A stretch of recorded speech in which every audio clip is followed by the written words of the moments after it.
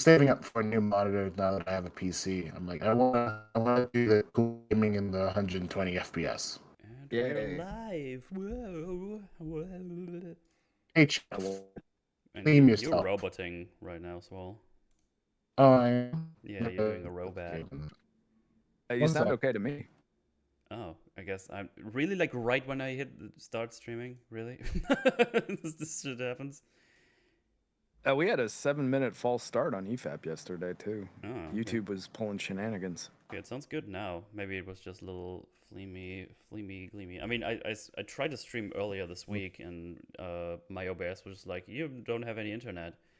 But apparently, it wasn't an issue for me because my internet was like slow overall. But Am I better now? yeah, you're good. I think it wasn't you because Mark said you sounded fine for him, and then Mark roboted us well. God damn it! did? I didn't save my sound fine to game. me.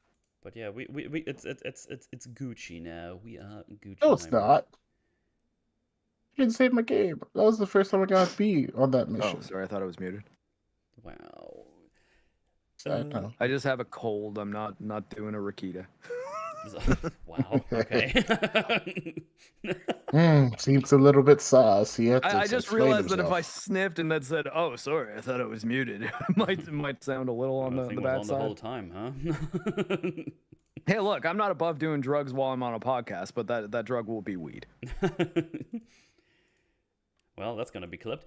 Out of context. Hey, of I course. mean, hey, I'm in Canada, okay? It's 100% legal for me. It's a Sunday. Chat. I'm not at work, good sir.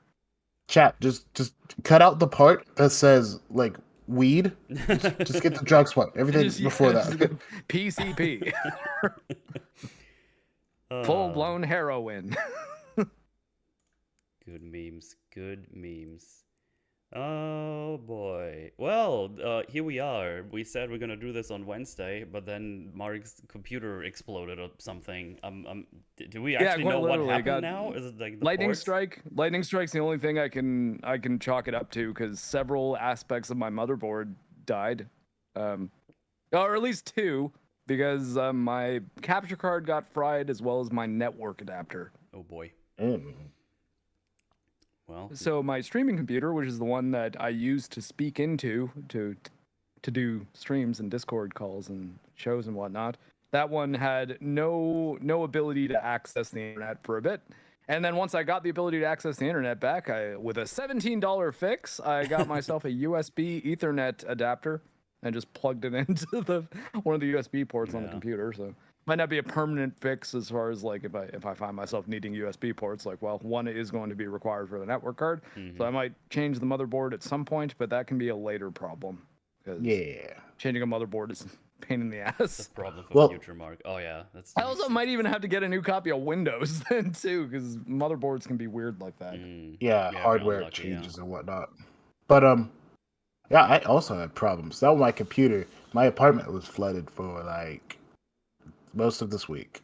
Whoa, that sounds fun, but not. It was. I guess that's worse. I just couldn't stream for a couple days. That's not really that bad. Yeah. I mean, I can function. Water damage is a much bigger deal. Yeah, water damage sucks.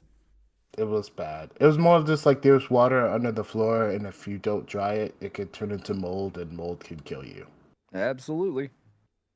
That's if you notice we're no longer having construction in the background at our place, and that's because a very similar thing was happening in our bathroom, where it looked like the previous owner had put 4 layers of drywall stacked on top of each other on top of some mold, and we'd finally found it because there was a different leak coming from a different place that it actually even took the contractors a long time to fix.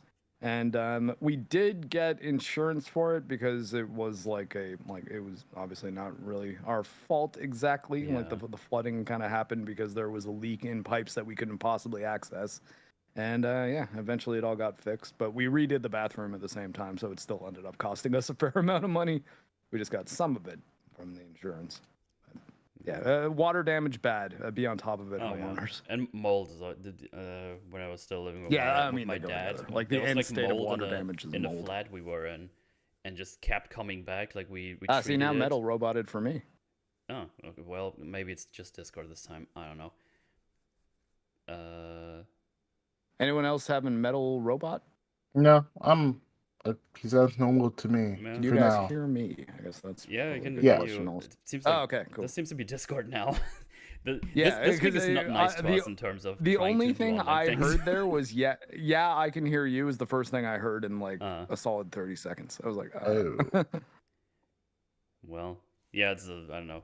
This week is not nice to us in terms of trying to do online things. The one stream I did, I had to stop after 2 hours because OBS was just cutting out. But yeah, I've got a tiny version of metal in my cabinet. Does that count? Sure. I don't really want that.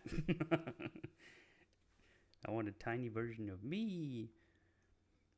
But yeah, as I was about to say, this was supposed to happen on Wednesday, but then this happened, and then Thursday was kind of like, you know what, it's all a bit flumpy. Let's just do it Sunday anyway, because I wasn't sure if I'm going to be here in time, but I was actually here way before time, because the thing I was doing with a friendo was earlier this morning when it started, so I could sort that all out by then. And now here we are, again, Sunday. 4:04. Oh wow! Now there's another robot happening. Can you guys hear me? Am I just talking to myself right now? Oh my god. Oh god. To Singapore. Hello. yeah, Hello. I heard to sing and then you cut out. I said to Singapore. Singapore saved us in the To Singapore. in the past, so maybe that's gonna do it. Well, if you yeah, like Chad, you spitting can out hear gum, me don't because go I'm to the Singapore. one streaming to YouTube, of course. But it seems like you can hear me now. Are we good? Say things. Yeah. Well, hopefully this won't right. this won't be too bad, and it'll sort itself out. Though we did say that at the beginning of EFAP yesterday, and we had to end up restarting the stream. Oh, so you had problems Penis with Discord wigglers. specifically as well? Oh boy. I mean, we could do a StreamYard call, I guess, but then we might not have. Oh god, Mark can't hear you. What? Oh, god damn! The problem is this is not set up for StreamYard. The stream. Well, I mean, yeah, like I said you'd have to remove the visual element of like our bubbles. But I mean, we could get us talking in a call for not having to buy a new program or something like that. Like it's another free means by which we can do a voice call. Yeah, I got you. So who can't hear? Is it like all of you who can't hear me, or I'm not? No, it comes and goes. Like I can hear you now just fine. Okay. I can hear. I haven't had any issues hearing any. I haven't had any issues. It's working now. Okay. Is it just seems to be okay? It's been okay for the last little bit. Okay, man.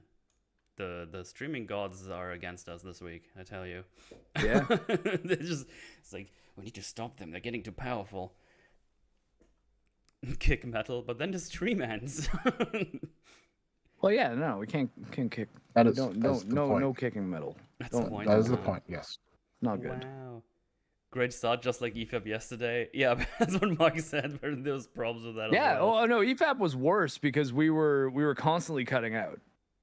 Like it was buffering every other word. Like no one could understand any of us really. Well, let's see if Singapore is gonna be stable. If it just gets worse, we can just try doing the StreamYards thing. So I guess let's do that for now. If it works right now, at least, unless it already flumed up again. No one is saying anything. I'm already concerned. I mean, it works. I was coughing, or at least I just wasn't saying anything. Okay. Anyway, yeah, we're here now on the Sunday, and lots of things happened this week. We got House of the Dragon episode 1 of season 2. We got the Next Fest concluded for the Steam Next Fest that had all kinds of demos, and we went around and played all kinds of demos, and we're gonna have some recommendations or thoughts or things we tried that are not good or whatever. This is just gonna be talking about those, and of course the Nintendo Direct happened, and that was pretty good. I think it was a bit of a slow start, but the further ahead it went, it's like, oh shit, we got some good schleems coming our way. It ultimately did the thing. The thing that will hopefully make me some money this year by people just searching for Metroid on YouTube. But yeah, that's basically the rough outline of what we're just gonna be shooting the schnees about. So I don't know, what should start with? I guess we could just quickly do a little talk about House of the Dragons episode 1 season 2. So spoilers, I guess. I mean, we're not gonna go into it too deeply, maybe just a little thing, what we thought about it. And I'm just gonna start it because I thought it was really, really good. They basically picked up right after season 1 concluded, and they already started putting up all kinds of things. A big old revenge thing that happens in the show where they want to get wait, did they want to get Aegon or the other child? See, that's a problem. Daemon, yeah. Aemon, the one who. Dude, I tell you, their names are all way too similar. I keep fucking them up all the time. the pilot of Vagar. Yeah, the guy with the big dragon, the big dragon. Yeah. They want to kill him, so they go in there. It's like, yo, go kill the guy with only one eye, but then they just kill another child, and I'm sure that's gonna be really great. The description isn't updated. Well, I mean, they kind of implied that Daemon gave that instruction. The Daemon being Matt Smith. Yeah. It's one of those things where it's like you could pick it up, but I kind of wish they were a little more explicit about the whole son for a son thing. Well, he tells him that that's like, I have issues with Daemon even one eye. He mentions that is only no. It says the one in the one eye, but the thing is, then they say, well, what if we can't find him? And then there's like a shot of Daemon's face, and it kind of zooms in on him a bit. Then the scene cuts. Oh, so he's like, I said a son. Well, then find the head of a son of that family. Okay. Like what, or something to that effect, you know? Like he doesn't say anything, but like he could have just repeated a son for a son, and that would have told you everything you would have needed to know. Mm-hmm. I think though that could still leave it open that he's.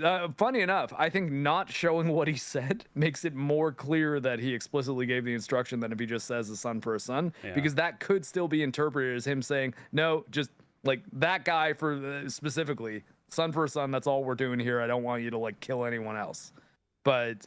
I think he said, well, like, if anyone, just, like, kill the king's son then. Kill the king's heir. Like, he must have said something like that. Otherwise, they would not have done that. Because that, I mean, I feel like the City Watch guy didn't want to do it to begin with. Like, I think in general, he was just like, yeah, I don't really want to cut the head off a kid. So I feel like if he was, I mean, spoilers for the end of the episode, everybody. But yeah, you did say spoilers. I feel like I feel like he probably would not have done that unless it was an explicit order from Daemon. I mean, like, I can imagine it was, but still, it's kind of the rat catcher. He chopped off the head of a kid. Well, the thing is, though, he didn't seem to want to. He didn't seem to want to be fucking with the queen. He didn't seem to want to be doing anything in that room. He's like, what the fuck are you even doing in here? This isn't why we're here. And he's like, son for son. He's like, yeah, right there. Son. Mm-hmm. And then he's like, oh, fuck. Like, he really sees, like, he's like, oh, like, really? Is it like you made yourself known, you broke our stealth, and now you have the queen at knife point. Yeah. So what are we going to, like, it's not like we have to either kill them all, or we can accomplish the mission right now, take the head back, and then at least we get paid, you know? Better has a good like, I don't know. I think the rat catcher guy is the one who fucked up the plan. If anything. No, although, I mean, yeah, Aemon was there. He was, like, talking to Kristen Cole, right? Mm-hmm. Yeah, he was there. It was just, like, it came off like the rat guy was like, let's get our money and get the fuck out. Which, you know, is entirely reasonable. The place is full of people who will murder them. Yeah. Well, I just think the rat catcher guy seemed more like, no, we just need to hit the minimum standard of this. Let's not even bother looking. Whereas I think the City Watch dude that like Damon bribes and like he's the one that gets them in there. The one who kind of sounds like, or is it? I don't know. Is that the guy from like Diablo 4 and Final Fantasy 16? I don't know. Like Sid's voice. I don't know. It sounds like him. Like I mean, it's a very, very deep Scottish voice like this. It's like, it's one of those voices, and yeah, he seemed that he would actually wanted to accomplish the real mission, whereas the rat catcher guy was like, no, there's the sun, whatever. Let's just cut off this kid's head and call it a day. Well, the rat catcher just wanted to get him in and wanted to bail right then, and they're just like, no, you gotta keep moving. I mean, the guy probably just doesn't want to die. While the City Watch guy, he seemed like he hates the what are the names? Yeah, he has a political goal. Yeah, whereas the rat catcher guy is just the fuck the high towers. Yeah. Fuck he wants to kill a high tower. He doesn't. He didn't want to kill a kid. He was like, no, I want a high tower's head. Hey, it's Northern English, not Scottish. I don't know. I like how we jumped like right to the end. I guess because the end. Well, because I mean that's the big thing course, that happens in this episode. There's not really a whole lot of other major events. There's a lot of neat little character things. Oh, of course. But as far as like what's been going on, I like how Aegon is kind of tries to be like the hard ass, but when it gets to talking to the plebs, he's like trying to give him back the money or something. Yeah, give him everything. The Hightower guy's like, okay, listen, we actually need that. Like, there's war probably. It's like, okay, sorry, we can't actually do that. Like he's you can tell he's just been thrown in to be a king right now. He's like not really fully cut out for it. Yeah, he's very not good at the job. Yeah, he's trying to be a good king, or what he imagined. He's like what a child would think a good king is. Like, oh yeah, I give everyone what they want, and I just fuck out my enemies and my party. But really, it's like, no, I hang out on the Iron Throne drinking with my buddies. Yeah. Like, what's actually funny is I feel like because it was the City Watch guy that came in there, I was like, could he not have just killed all of the people in the throne room there probably, and called it a day? Or I guess there probably would have been like gold cloaks there at the same time. Oh yeah, there were guards. I think they would have been you could see guards. There's guards around. Okay. Yeah. It's like what are the? I was like, oh, you got a pretty good shot at the king there, man. Like you could probably be like, hey, okay, so I couldn't find Aemon, but good news. Aegon is dead. Well, maybe bad news because Aemon's now king. But Oops, you put the competent one up there. Now that's a fucking problem. Yeah. the one who really wants to step on the gas pedal of war. Oh yeah, he's now the king. Oh, him and the guy from the guard that just fucks around with the queen. Kristen Cole. Yeah. Yeah. You know what? Kristen Cole's still a problem. Like the man, because you know how he was really upset with Rhaenyra for like fucking around with him and then being like, yeah, no, I just wanted your penis. No, I just wanted none of that relationship. Right? Yeah, well, I mean, I think the implication is he's kind of broken now, right? Like he feels that because with Rhaenyra he broke his vows, he's like he's unclean and can never. So he's basically just embraced being a shitty knight. It just seems like shitty in that he doesn't like really take any of his vows or anything that seriously. Not shit. Like he's a good soldier and very much a threat. So I'm not saying Kristen Cole sucks, but. I am Team Black, so I don't like him, but also because I want the other team to win. But I mean, I've read Fire and Blood, so I do kind of know how it goes down. Also, yeah. I just like. It still feels like he skipped some development, right? Because now he's doing the same thing again. It's like, did you learn anything from the first time? I know. It's like he doesn't care anymore. Him. Like, yeah, I mean that, but I think that was clear the second there was the first time jump, the major time jump, right? Like the second we come back on Kristen Cole, he's already a giant dick. Yeah, like he's really become a much different person than he was in the first few episodes. Like when he was trying to be like a good knight who took his vows seriously, but also like Rhaenyra was pretty attractive. So, and he's a man, you know. Sometimes we have urges. Just normal man. They're just normal men. That's Such a good meme. I love it. Oh, you know what? Why? Actually, look, and then there's that problem where like, um, what happened? The queen she's weird. Okay, she's a bit special. She runs in there after her son gets her head cut off, and like, what's her name? The other queen, Wait, you mean Aegon's wife? The Alicent? Allison. Yeah, I'm Oh. really bad with names. I can picture their heads. Oh, their the faces. queen mother, I guess. Because she doesn't really have any major political power anymore, I don't think, right? But I don't know, she's still on the council. Yeah, but like But the Aegon's- problem. he's of age though, right? Like he's not like Well, she's not a regent over it. Like she doesn't have any power over Aegon.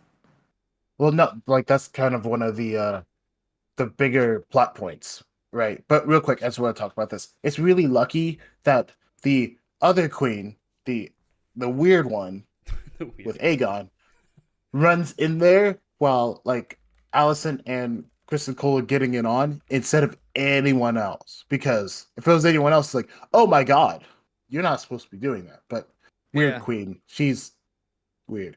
But yeah, it's the major point that with Allison and God, Otto, right?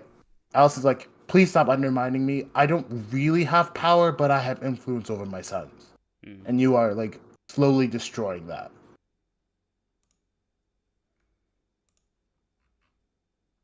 Correct. Are we flooping Just again? cool. No. I was just I'm Okay. checking something. You guys were in a conversation right now, so I was just letting you guys go. Oh, Okay. But Care to expand? Swole? just like that's it. It's kind of hard because it's the first episode and they're like setting up the pieces again. There's like this is where everything is, right? So you only get like little bits of like the continuing story. Yeah, I suppose that's true. Yeah, I mean the episode ends right there, so maybe that's still happening in the next one, which I'd expect, because that would be like, wait, were you fucking around with the little horny guards? It's like, no. I guess we could talk about the best scene in season 2 so far with Rhaenyra and Jason. Jace. Oh yeah, that was good. Jason's actor really kind of nailed what he was doing. So what happens is Jason, who's the or Jacaerys? It's Jacaerys, but they call him Jace. Yeah, Jace. Yes. I don't know why I was saying Jason. You know what I was thinking of Jason? The spelling I was picturing in my head was Jacen, and I realized that's from Star Wars. Yeah, I did the exact same thing.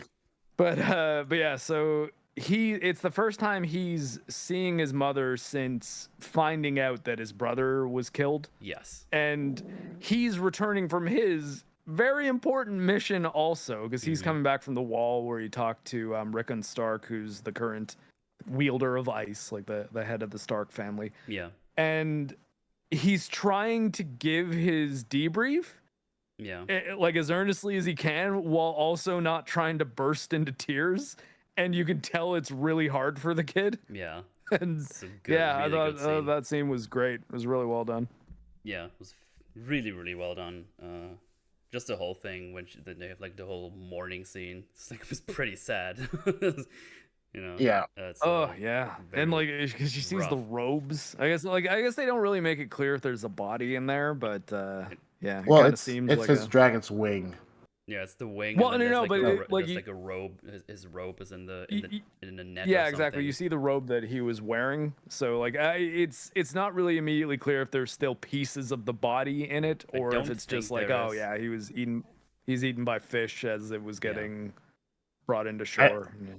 I imagine it was just like the evidence. It was like, yeah, this was my son's dragon. Everything was true. Yeah, I mean, you figure the dragon would be enough, right? Yeah, it's like, oh my god. And like, I think it's like, I kind of like the theme with Rhaenyra where she's like, my son's dead. I need evidence. Like, I don't, fuck you guys. I don't believe you. Okay, this is fucked up. And she's just out there for days. Yeah, just I flying think that's- Well, around. I guess because she's thinking like, what if he's just stranded somewhere, and what if he needs help? Mhm. You know, what if he's hurt and not dead? And like, so I at least understand that, like, not just being Yeah, like, it's- well, he's dead. So, if you're a mother, and especially if you've got command of a dragon yourself, I couldn't really see her taking any other action, even though Damon is correct that it's not really the smartest thing to have done. No, But no. But yeah, it, you it know, makes sense. He was 'cause about that's- to. He was about to ride out, but then the what's the other lady? There's so many characters. I'm so bad. the bad one, Rhaenyra. Fuck her. Still, she's still bad. oh, Rhaena Targaryen. I thought it was she comes, Rhaenyra. she comes Rhaenys, back with the Rhaenys. dragon and Rhaenys. and Yeah, Rhaenys. Damon's The like, the "No, one get that back on the people don't dragon. like We're- because we're- of episode 8. We're going to the 8? Yeah, episode 8, right? We're going to 9. the city and fuck 9. their shit up now because they killed my child." And it's like, no, we're not. We're not. No, but like she does the fucking thing where like Damon calls her out on it. It's like, yeah, none of this would have happened if you just fucking killed the king. Yeah. And she just does her little smile thing, like, I don't have to answer that. It's like, yes, you fucking do. Yeah, God, Damon's I got a hate that real good bitch. point there. He's just like honestly, considering the fact that you did what you did, showing up here is almost kind of a bitch move. Like, it's like, fuck you. You could have stopped all of this. I mean, I guess she's now with One them, right? one She's- Dracarys could have ended the whole thing. Like, because like it's real easy for her to say like, this isn't my war. Like this isn't. I'm not kinslaying. But no, she doesn't say anything. She just walks away like a cunt. Just bursts through the fucking floor and probably kills a bunch of civilians in the meantime as well. Yeah, fuck them. She did an Aquaman. No one remembers that with the crabs when he comes out of the. No, okay. Anyway, Was that in the first one? yes. Oh Yeah. god, that means I have seen it. And yeah, no, I did not remember that at all. At least I'm pretty sure it's the first one. Yeah. He gets on like a big monster and the crab people are on his side and he bursts through the ground and probably kills all of them. And it's never been mentioned ever again. Oh my. Yeah, it's We fun. need to stop with the ground bursting. Okay, it's just not good. Yeah, at least make sure there's no, not your team on top of you. You know, that's, You never go full ground burst. you never go for first. Oh man, fucking great. And the rest is just logistics, like people moving their pieces on the board, getting ready for war, Yeah, grabbing alliances. yeah, absolutely. We got the high towers, Alicent and Otto talking to us like, "Are you really on my side?" It's like, "Of course I am." And you're like, you know, I don't know. Lots of little bits and bobs of intrigue being fabricated. Sound.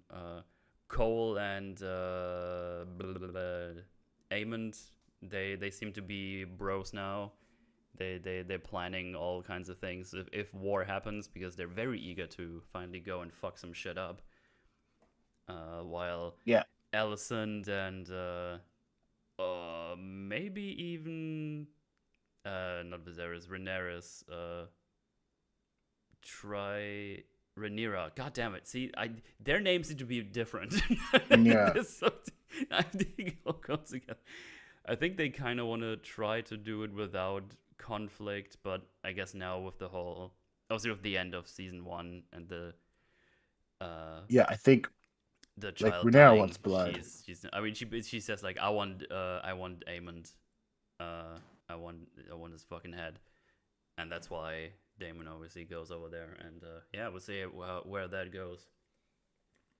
yeah, because I think Otto and Alicent, although they are kind of like Otto's undermining Alicent, he's trying to minimize the war because obviously he's fucking dragons. Shit's gonna go very bad. Also, like the war's already very dirty. Like I guess the inciting incident was the child killing, but now you've cut off the head of a baby. Yeah, that's fucking rough, dude. Like, Jesus. Yeah. like this war is going bad already. Yeah, they're having a strong start here in episode 1 with that ending. It's like, god damn, is he like he starts and he's like, oh, he's probably stabbing the guys, and he just keeps cutting. It's like, oh no, oh he's still, oh no. It's like, just the It's stress. like, yep, It's he's the people stress. he's Like, taking a oh, head. oh no. But yeah, Smoogus a Forge. I hope that means something good. I can enjoy Forge whilst I do boring IRL chores. Yes, absolutely, do that. That's always good things. But yeah, looking forward to the next episode, which is tonight for me. So I'll probably watch it Yay! during lunch tomorrow, as I did with the last episode. So that's good. I'm gonna stay up because JoJo loves House of the Dragon. Well, I think it's like Yeah, in that's the middle of right. the night for me, Dragon so time. I won't. Good puppy. It's probably the that reasonable sucks. time Mine's for you at- guys. It's probably like 8 p.m. or something, I would imagine. Yeah, I think it's 10. Hey, good guess. Yeah, okay, 10 and 8. For me. Yeah, I would. Wait, which time zone are you in, Swole? Central. I mean, that's what. Okay, so then it's 9 for me. Okay, cool. That's always okay. Well, 9, that makes sense. I guess it's a little bit more mature stuff, so it's probably a bit later. But like the big things. I mean, it's on HBO, so like, what does it matter? Like, Yeah. Mhm. I mean, yeah, that's true. See, sometimes for some reason I just thought about cable television because normally like all the big things happen like 8 p.m. here in Germany, like the big movies. when they unrelated, I come out. recently watched Euphoria, and Oh. yeah, Sydney Sweeney's naked in that a whole bunch. Based. That Not a do terrible be show. a Didn't show. hate it. I hear it's pretty Hey, good. man, It just decent view of drug addiction. Like it doesn't softball it. Oh, okay. I hear it's pretty good. I have a couple friends that watch it, but like it just seems like not my thing. I mean, yeah, I could very much see it not being people's thing. Like I would be reluctant to recommend it to a lot of people in our YouTube sphere. I'll say because like a lot of it is content which is quite progressive in nature. But I think in general they make the positive decision that a lot of people do, and that they have some kind of interesting stories and characters who don't exactly turn out the way you expect, which I think is. And not in a way that it seems totally unwarranted, you know? Nice. But anyways, I don't want to sell it too hard. The House of the Dragon's better, I but actually I didn't hate it. I actually watched The Equalizer last week before I went to bed. Oh, right on. That was really good. Ooh. I The enjoyed that. Denzel Washington movie? Yeah, it's pretty good. There's Yeah, two it's- more. Apparently, the other two are also pretty good, so I'll give those a watch at some point. But yeah, I was just like, oh, Yep, I'm not really going to do anything right now, but it's like 9 p.m. But it's too early for bed, too late to actually do anything. It's like, oh, just pop on the movie and do something else. And there's actually a movie. It's like it was running on the side, and then someone was like, oh, you know what? I'm gonna watch this now. I'm just gonna stop playing my video game, just watching the movie. Which is, it's nice when it happens, when you decide, it's like, oh, let me put something on the side, and then it's like, oh, that's actually kind of cool. I'm gonna pay attention to this. Unlike with The Acolyte, where in episode 2, halfway through, it's like, this is annoying my ears. Let me turn this off. Yeah, like there's no way I would have sat through Acolyte if not for the EFAP episode yesterday. I wouldn't like share the DM, but I even took a screenshot of when Mahler was like, "Hey, you want to come on EFAP to talk to us about to talk about Acolyte on Saturday?" And my response was, "Yeah, I have to watch the show, so fuck you, but thanks for the invite." Well, he already knew I'm caught up because I watched the first 2 episodes, and then I watched the coverage of 3, and then watched 4 by myself.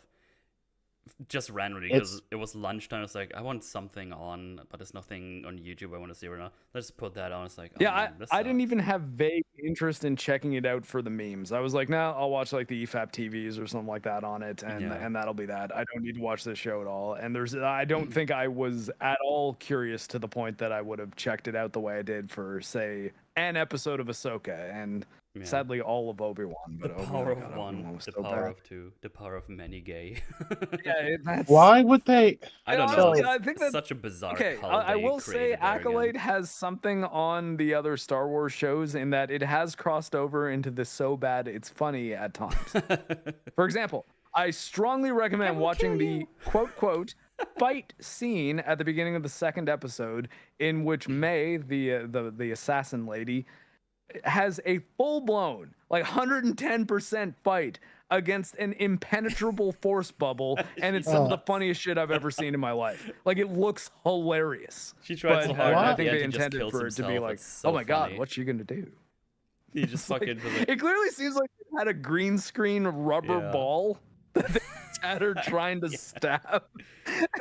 Oh, it's Like so with a funny. knife. It's not even only her fists and kicks, but Yeah, it's pretty funny. Metal still got stuck. I gotta watching admit, it. I got Oh, a yeah, gut and- laugh out of seeing that. I was like, this. They actually thought this looked good. Wow. They didn't think, oh, why don't we make this look a little less like she's kicking just a solid object that is invisible. This show is so Like, fucking you know, dumb. Like what? I like if how it they was- how they fucking tricked everybody. It's like, hey, Trinity's in this movie, and then she dies in the first 10 minutes or something. And the Yeah, way she she's in dies is fucking flashbacks. pathetic as well. Like it's like a throwing Yeah. knife, and it goes in like a little bit. Like there's no way that it would kill anyone. Just Well, Yeah. I mean, they I don't know. already You have, had like, her ribs sitting there. back and doing nothing as May beat the living shit out of like 4 people in the bar who were just minding their own business. Yeah. Like, I was like, what? Like, what the hell? Like, she's like, okay, I'm gonna start fighting people, so then this Jedi will get up, and the Jedi's just sitting there, like, I don't fucking care about these people. Yeah. Well, whatever, beat them up. It's like, wait, hold on. You don't even know May has the Force at this point. Why is like before she throws the first punch, you just throw it like a Force freeze and just be like, no, you're standing still for a minute here. Like I'm gonna make it so that you're getting Force pushed and pulled in all directions, so that you cannot hurt people. Keep talking. Like, why are you doing this? No. But she Yeah, doesn't. She just sits there. She just sits there and lets innocent people get beaten up. Yeah, just Yeah. pin her to the ground and be like, okay, hey, calm down. Force okay? push her against the wall. Exactly. Like, do something. Don't just sit there. It's just, I don't know. I can't get on board with the whole Force kung fu shit they started doing. I find it so weird. I don't know. Yeah, Masters of Terrace Kasi. I made it because when I watched the first episode, I was like, like maybe there's something there, and like there were some like points where it's like maybe there's something to the dialogue, but like the further you go in, right, the more it's like, oh my god, no, it's just I don't know. shit. There were just some like coincidence.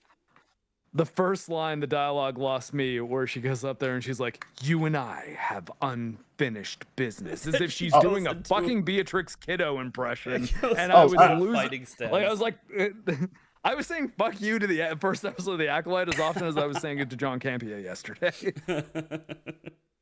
Oh no, Had it's visceral still terrible. reactions to her pulling Kill Bill lines, and then she does it again in the second episode. Like it's one of those things where it's like this is bad, but like maybe it's just incompetent. Like they had a few more drafts, but the further you go in, it's like, oh my god, no, they No. need jobs. Let's get a new job. No, Again- I honestly think the most research into Star Wars canon Leslie Headland did was, no joke, watching Kill Bill and Frozen. Yes, those Kinda, are yeah. very obviously in the Star Wars canon, Yeah. as we all No, know. like I mean, I honestly think that line wasn't any kind of accident. It's like, no. She was like, well, they offered me a Star Wars show, and I was like, okay, there's fighting in Star Wars. Do I like anything with fighting in it? I mean, Uma Thurman, she's so badass. Okay, so Kill Bill. Yeah, Kill Bill. I like Kill Bill. And what else do I like? Frozen. Yeah, because they're sisters, but it's also kind of like a lesbian allegory. Amazing. Okay, so Kill Bill meets Frozen. That's what I'm doing. She had the high level idea of that, like just the notes, and it seems like this show is what's come about out of that idea. You know what? I would have given them more credit if they just made it a goddamn musical. At least make it funny. Just like and stop entertaining. fucking around. Just make it a goddamn musical. What's the fucking chant where they sing at the end? It's like, why? And they do the little dance like many.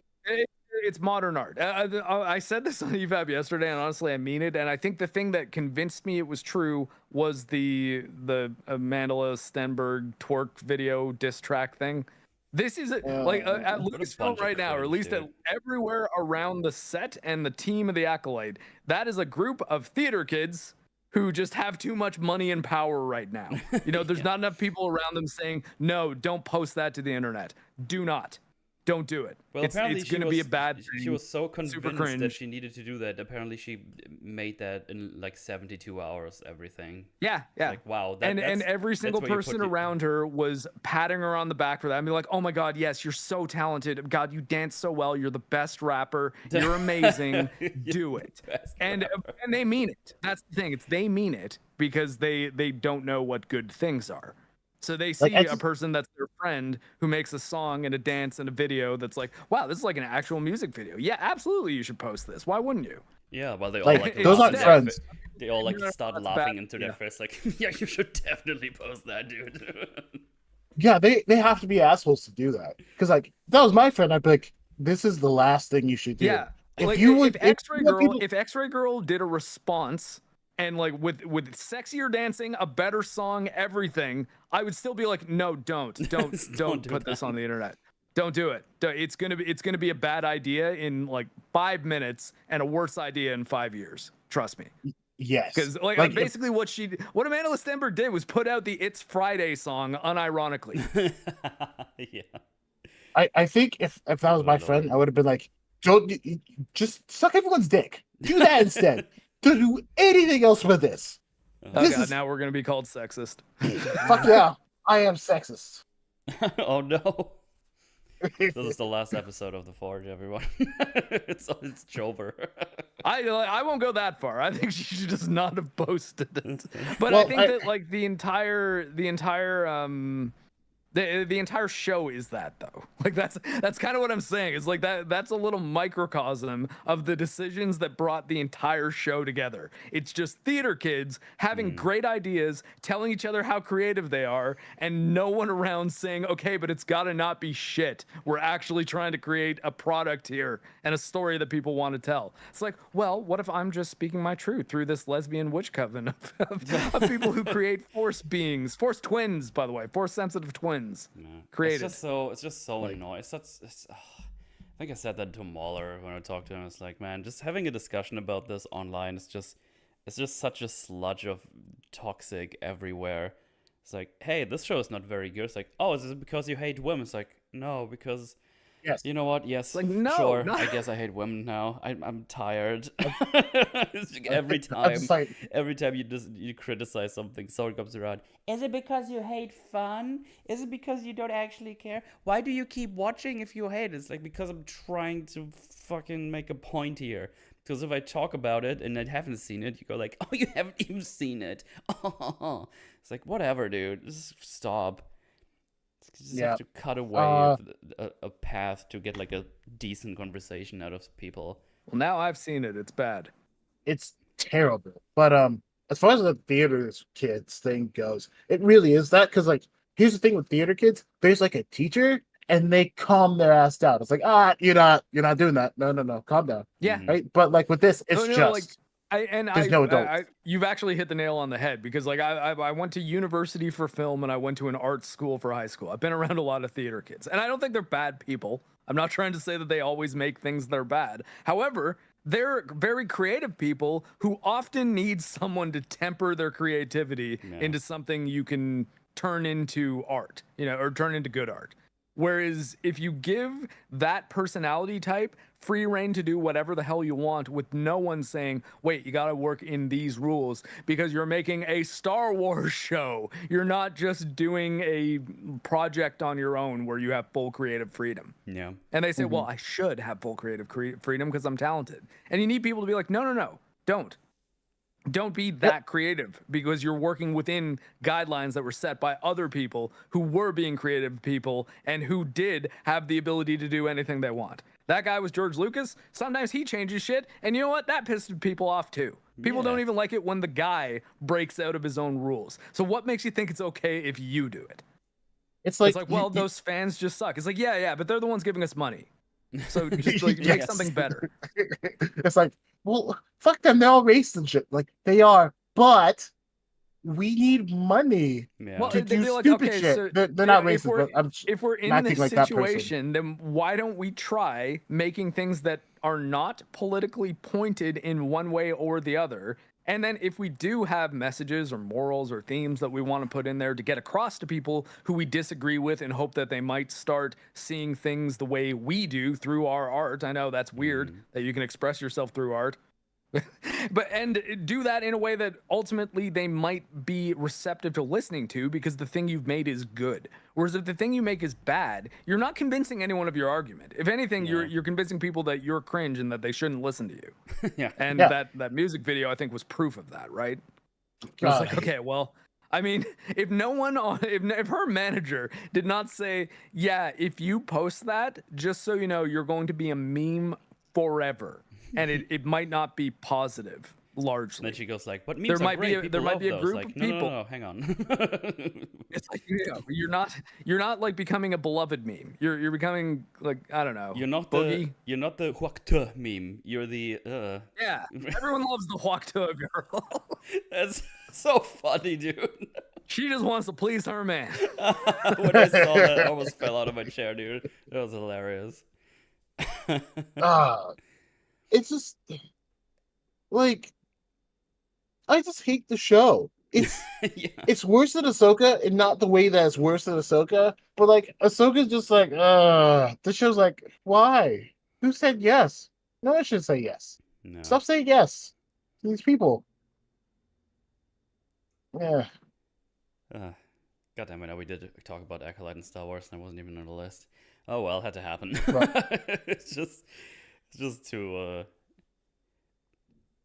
topical. So but yeah, it's Here's the Sorry, thing: if you I want was to very angry about make Acolyte yesterday. if you want to make something, make sure it's good or at least decent, and then we can talk about it in a normal way. And not if you get criticized, you go like, "I'm gonna make a song." Hey, Serranos is here from the EFAP chat yesterday. He wants us to talk about Next Fest demos. We He should. actually we asked me, will. he was like, "Have you played any of them?" I was like, "Actually, tomorrow we have a show where we're going to be talking about them." just real quick before we end, I guess this is kind of just a lesson to be learned from this. You don't like whether or not you make something good or bad. You don't have to respond to criticism, right? Yeah, that's a great Because- thing. Dude, there's so many times I've seen something online where it's like, oh, maybe I should say something. I was like, you know what? No. Well, I mean, I often will just get myself into kind of autistic circular arguments with people because like it's when they say something that I feel like I can't ignore because of I don't know, like a tism being like, no, you have to correct this. For example, on my Metroid video right now, and I'm sorry, person, if you're in this audience now, I don't mean to be calling you out. I won't even say the username. But there's a guy who's saying that like the reason you were having trouble in the Ridley fight in Metroid Prime, because basically in my video I say, yeah, I had mouse keyboard controls and this was still a pretty tough fight. So I can only imagine how difficult this was to do like with a GameCube controller and tank controls. And he basically was trying to make the argument, is like, no, you don't get it. The tank controls on a GameCube controller are way better and it makes it easier because you can lock on. And I'm like, no, I can just hold the right mouse button and I lock on with mouse keyboard controls too. Like that's still there. He's like, no, you don't get it. When you lock on, you shift so you can aim much faster. Mm-hmm. And I was like, but I can lock on. Like I can just, when I'm not locked on, I have full mouse keyboard controls. Like there's no world in which the GameCube tank controls are better. I'm sorry. But yeah.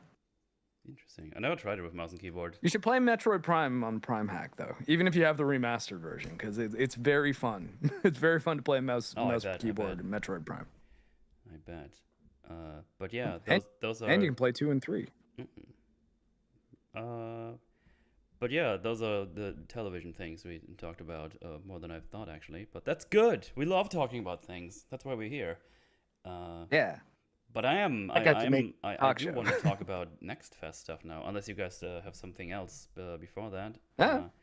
I mean, I said a bunch of sexist things. We should probably move on now. Oh, okay.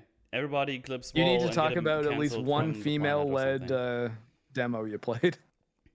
Oh, I played a lot of those. Fun fact: most of them are bad. Oh no. Ooh.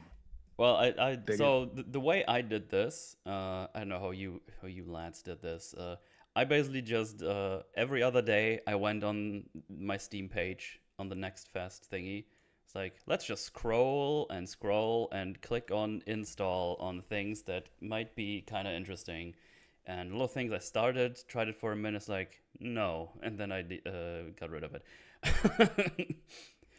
So if I just look at my list right now, there was like Goblin Cleanup Demo. It's like, oh, this might be like Visceral Cleanup Detail. I think that's what it was called.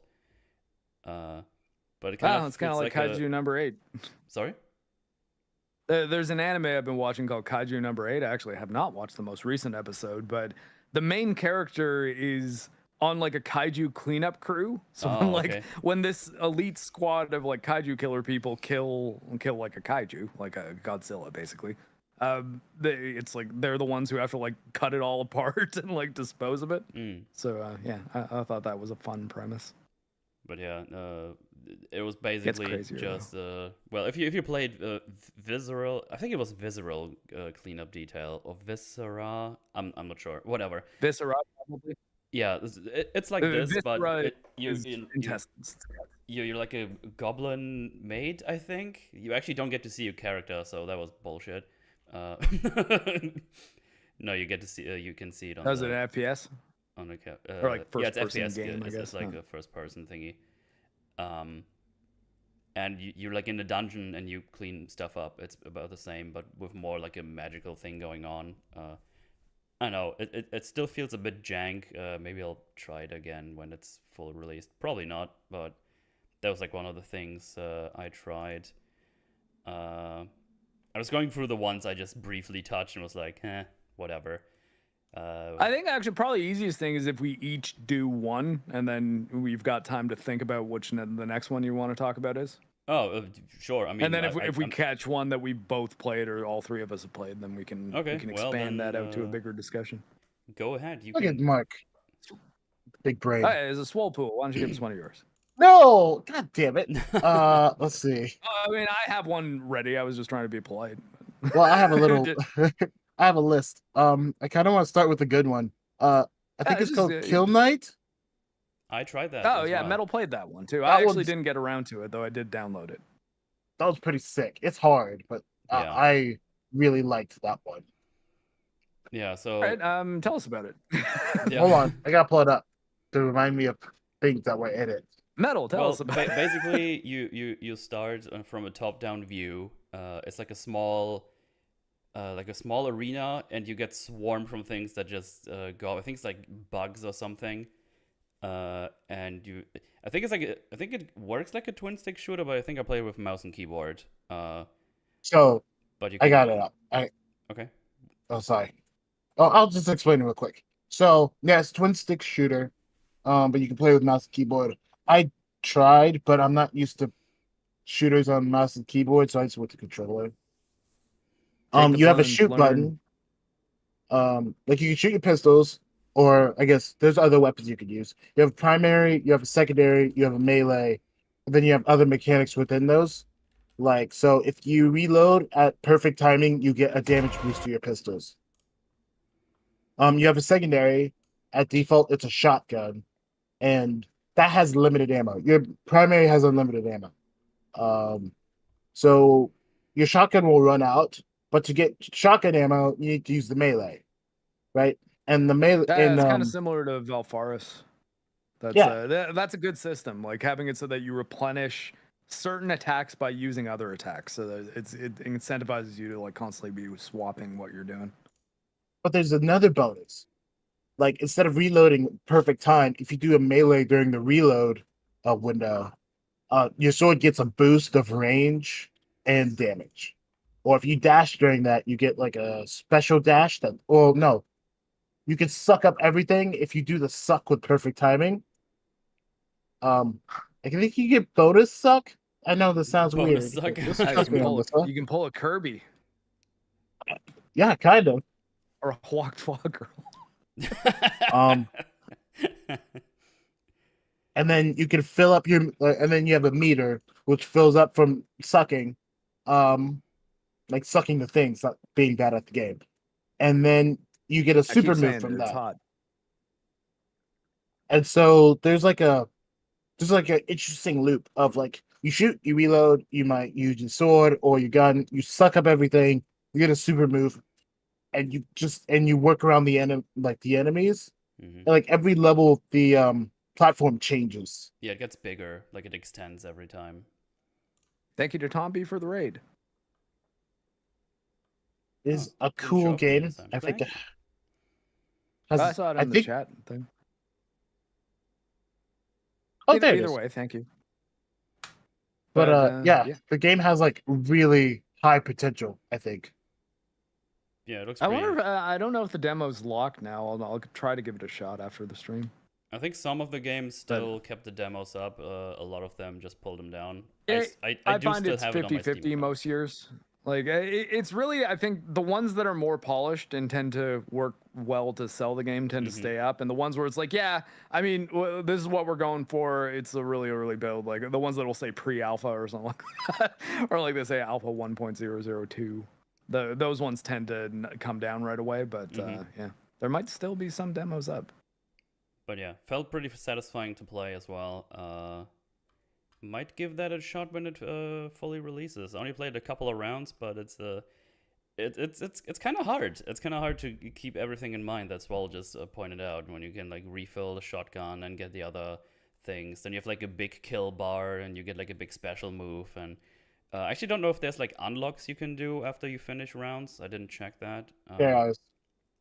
But okay, there's okay. But yeah, it's pretty neat. Pretty neat. It's like a simple, nice, straightforward game. You get thrown into the arena. It's like, start shooting, figure it out. And it's like, all right, you got it. And there's a nice tutorial. I just jumped right in. I think I didn't try it. I went full fire immediately. I mean, it seemed like a mostly complete game, so I wouldn't really test out what was there. Right. Because. But yeah, that's definitely one to look out for. I think that I feel like this is one of those games that could be really popular if it reaches the right audience. I think. Yeah, go keep your Steam open and start wishlisting some of these if they sound interesting to you too. Yeah, I'm pretty sure maybe they'll see a spike and be like, "Yeah, Metals Forge was the key. We need to get that Metals Forge mentioned." Yeah, absolutely. But yeah, that's Kill Knight. Pretty cool. Nice and simple. All right. Very fun. Check it out. I think I'll start with one that I know at least Metals played a bit of, and it was probably one of my favorite demos of the entire week, and that was Conscript. I knew it. A sort of Metal Gear Solid perspective, old school Resident Evil game that's also a World War I game. And like, if you like, honestly, I think that sums it up very, very accurately. And if that sounds at all good to you, you should wishlist it. I should do a disclosure though, because I didn't actually know it was being published by Team 17, but Team 17 has provided me with 2 codes for things in the past. Oh, okay. I didn't know it was them, so I just wanted to point that out. I'm not just shilling for Team 17. Look at you. Well, I mean, honestly, the last one I got was really random, and I don't know why. It's just like the developer, I think, sent it to me. I guess because I'm on their contact list stuff. Because Trepang 2 was another Steam Next Fest game that I played.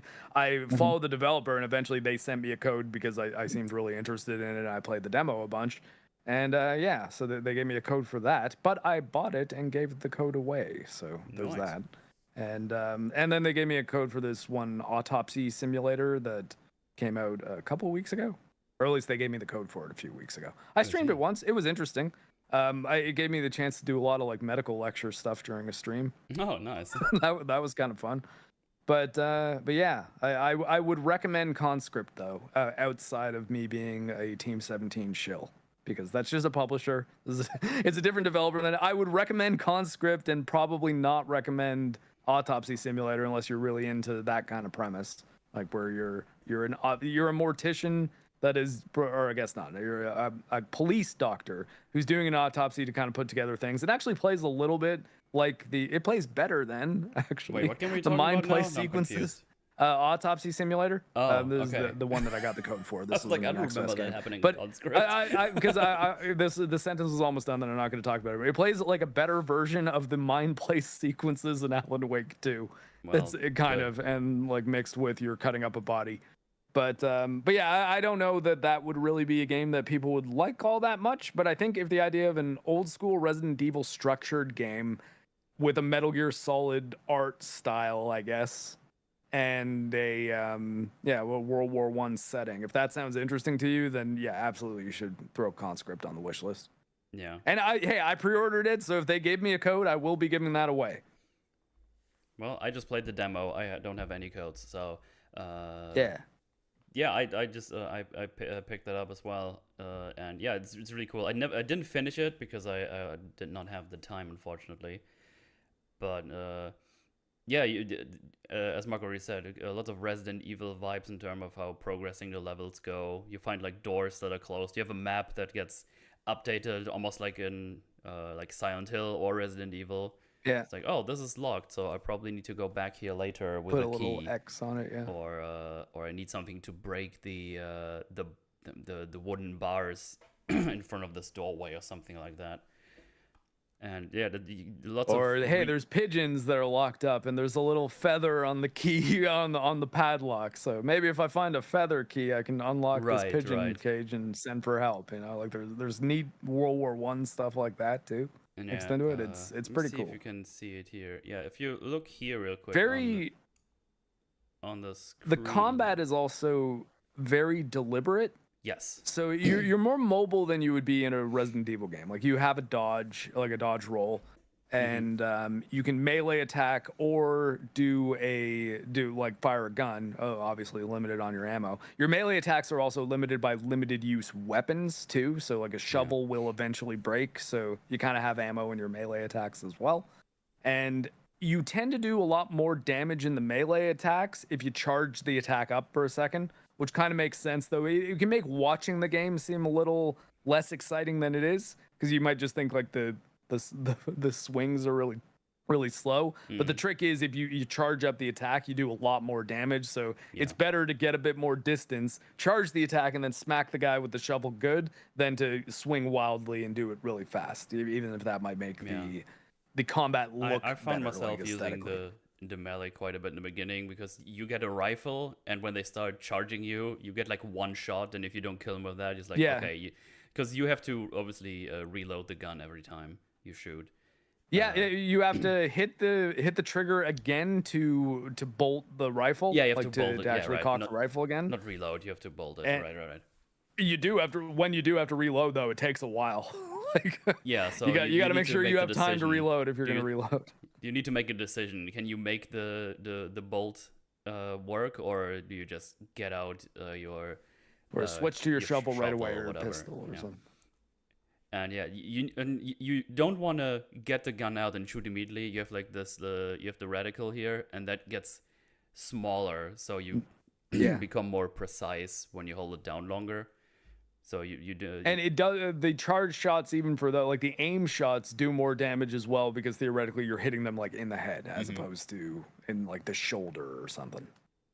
Yeah. So it's very the way I described it was decision-based combat, where it's like, am I using my gun or my shovel? Okay, if I'm using my shovel, am I gonna hit him with a charge attack and then run back, or does he seem like he's almost dead because he got hit by a couple other things before? So now I'm just gonna run up to him and smack him twice really fast, so that I can then do something else for this other guy. There's environmental elements too, so you can blow up barrels that then ignite oil. And there's machine gun emplacements too. There's like Lewis guns you can hop on, and they do a lot of work. Oh man, some of the enemies are like juggernauts too, and like full blown armor. It's and like it seems like there's implications that there's gonna be either supernatural or scientific, like weird experiment things, monster stuff going on. Oh, okay. But there isn't any of that in the demo, and it's still quite scary because you're fighting Germans who want to kill you. That's pretty scary. Yeah, it's very scary. Yeah, pretty good. You can also, there's lots of barrels around, like non-explosive ones, like the one you can see here on screen. You can break those, and you find ammo or med kits in there, or bandages or things like that. So you also have like your safe rooms, like in Resident Evil, where you can store stuff. So if your inventory gets full, you can store some stuff in there and grab it throughout all the. There's even a rooms. What are you buying guy. Oh, really? I haven't seen that guy yet. That's fun. Oh, really? Yeah, no, he's in a closet. But when you find him, he's very useful, especially for like weapon upgrades. But yeah, I'm definitely gonna play that when it comes out, because that game looks really fucking cool, and I enjoyed the 30-45 minutes I played around with it. It's very cool. Yeah, absolutely. I wonder if there's gonna be like straight up bosses in there. I don't know. I mean, I could see them having you need to fight a tank or something. Yeah.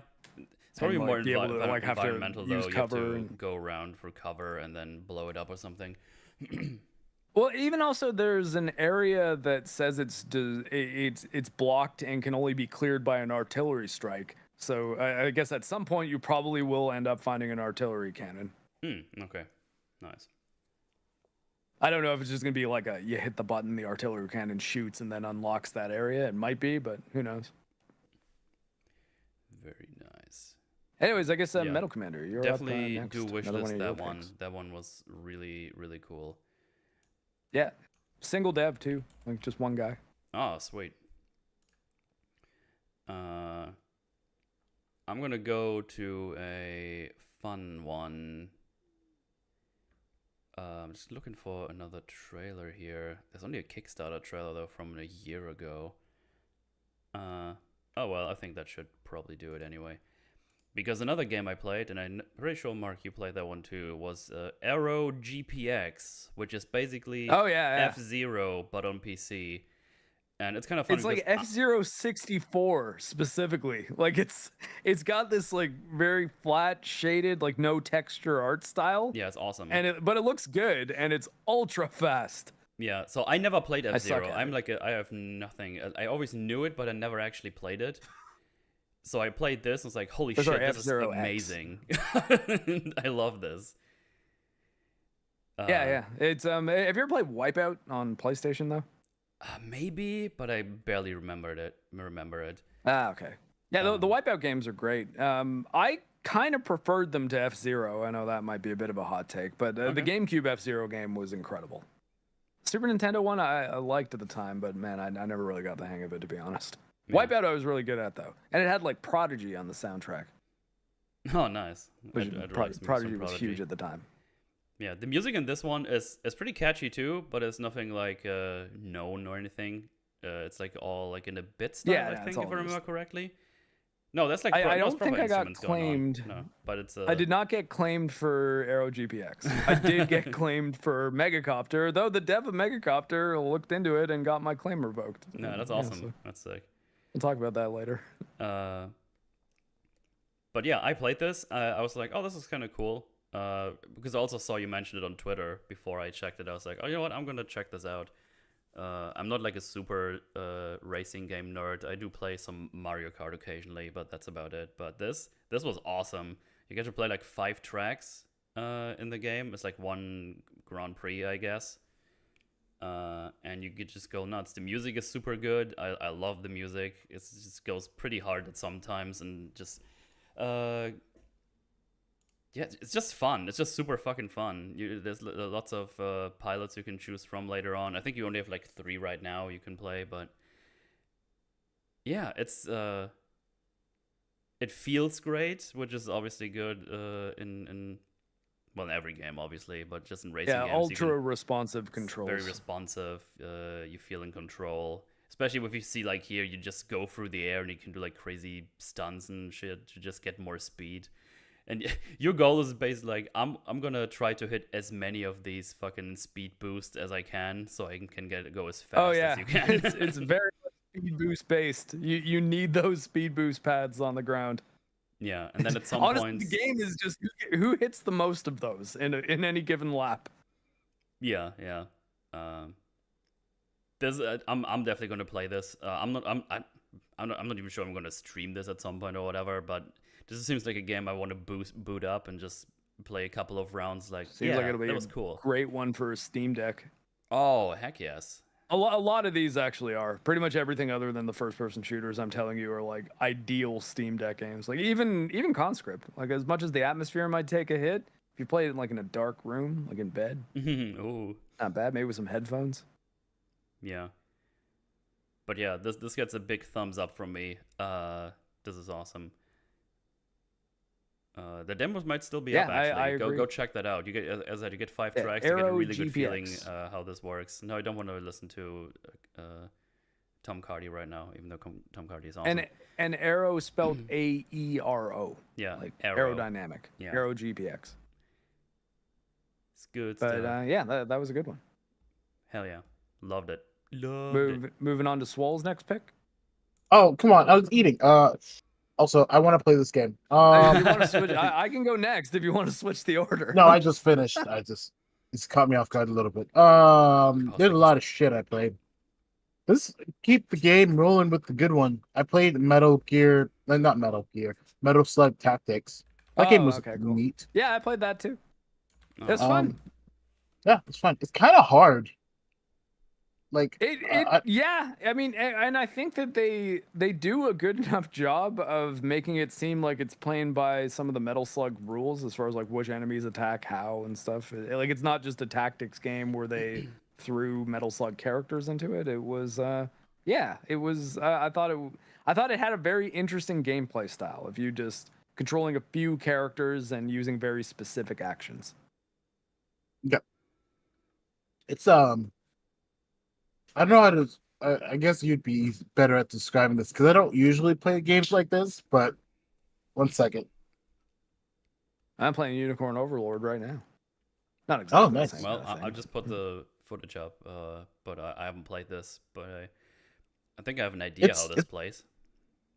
It's quite fun, and like there's like Final Fantasy Tactics, but it's snappier and it's not as strategically deep, but it's more focused on what would be the word for it? Like a smaller scale of battle, like a few people against a few people, as opposed to Final Fantasy Tactics, which is like 10 against 10 usually, or something like that, like a larger scale battle. But you're making more decisions for the Metal Slug characters in Tactics than you generally would be for FFT characters. J-Mac, thanks for the 20 gifted memberships. Yo. Surrogate father of the internet right there. Also, like missions they have some variety. So you have missions where it's just like kill everyone. Then there'll be one where it's like save the hostage. Right? There's like basically unlimited enemies, but you have to like maneuver to save this person who's like tied up. And then like there's like placement synergies. So like if you have one guy who's like facing south, another one facing east, and they're targeting like lines up in attacks those are awesome. Like I really like that mechanic a lot. Yeah, they're very fun because you get an extra action for free if you have really good positioning. Yeah, so basically, if you line up picture a grid, like a standard kind of like X-Y axis grid. If you have someone on the X-axis that's lining up with someone on the Y-axis, and the target's directly at the point where they'd meet, you attack with one character, the other character will just take a shot, and so you get that character's attack for free. It's pretty sweet. And also in addition to that, like all the characters are pretty different. Like you have the blonde girl, she mostly just throws grenades, right? So she's really good at just like if there's a clump of enemies, you can just kill all of them or do damage to all of them, right? Yeah. But let's say you also lined up a shot with another guy. Oh, that's nice. Yeah, Marco will still take the shot. There's so much damage all about like boom, like burst damage on like a few guys. It's a really interesting tactics game, I think. Oh, we should play a Metal Slug game on one of our gaming streams. I think that would actually be fun. Not tactics, but like one of the shooters, because I think you can go up to 4 players in Metal Slug. Maybe I don't. It's hard. It's a hard game, but they're fun. Yeah, very hard. I played them in school because the computers could run them. The console versions, granted, this is like as game journalist mode as you can get, but they had an ability to just give yourself unlimited credits, so you can practice further into the game instead of just dying to the point that you get good enough that you can actually beat the game. If you play it with lives, but the speed at which you die and the amount of lives and continues you have is pretty tough in Metal Slug. Oh, okay. It was meant to extract money out of people in arcades, and you can tell. I see, yeah. Oh, and another thing, you can get in vehicles, which is like they are very strong. Oh, the Metal Slug is the tank. Is it really? Yeah. It's why it was on the art for most of the first few games, at least. That's right there. Yeah, it's like part of the way the words are written. I mean. Like it's Can like you a tell Metal I haven't Slug played? And it's the logo. I haven't played Metal Slug in like 20 years. Oh man, yeah. Like my friends and I used to play the shit out of Metal Slug on Xbox. And that's the thing. Like sometimes we just be shit faced, and let's just put on limit continues and like play through the entire thing. And like it was still, we were trying to not die, you know, but we got decent enough at it that we eventually beat it. Metal Slug 3 in particular. I think that's the one I always hear about that people played. It's the first one where you're fighting aliens. So that's like it's when it's like, all right, we're getting crazy here. They kind of do similar. They're a similar arc and similar style of game to Contra. Contra 3 was the Alien War on Super Nintendo. And yeah, same deal. Just Metal Slug's 4 players and it's Neo Geo, so it's like the SNK art style, but the chibi SNK. So it's not King of Fighters. But yeah, Shinranu Ima is still like one of the best girls in all of gaming, though. Let's face it. Oh, you fucker! What do you mean? I think Snakes told me you liked her. Huh? I like her. Wait, why would? No, yeah, I'm sorry. I like the big-breasted ninja. No, it's a thing. I was talking about the Street Fighter crossover for because Street Fighter's never had a crossover. Capcom versus. There were 2. There were 3 actually. There were 2 made by Capcom, the Capcom versus SNK games, and then SVC Chaos was made by SNK with Street Fighter characters in it. No, I mean there's never been like crossover characters within a Street Fighter game. They've like had their crossover games, but not like you know how like MK has guest characters. Street Fighter has never had a guest character within like a game like that. I mean, like what Marvel versus Capcom? Well, that's a different game. No, I mean like within a mainline Street Fighter game. Wait, has Maya been in a Street Fighter game? Oh, nope. Yes, yeah, no, she's gonna be in the next character pack, right? Yes, she's coming out. Oh, okay, yeah. No, I'm in because have you ever played Dead or Alive 6? I've played 5 because it was free. Okay, look, no. Well, 6, Maya is a DLC character, and that is her in her natural environment, man. That's all I can say about that. It is, yeah.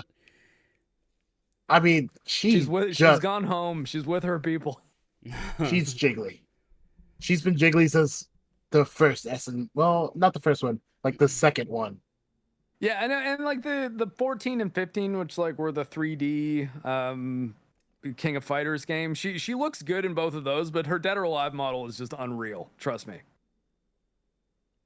I should look that up at some point. Yeah, but it wasn't on the Steam Next Fest though, so we should move back along. Do we have anything else we want to say about Metal Slug Tactics? No, I didn't play a lot of it, but I am certainly interested in like playing the full game.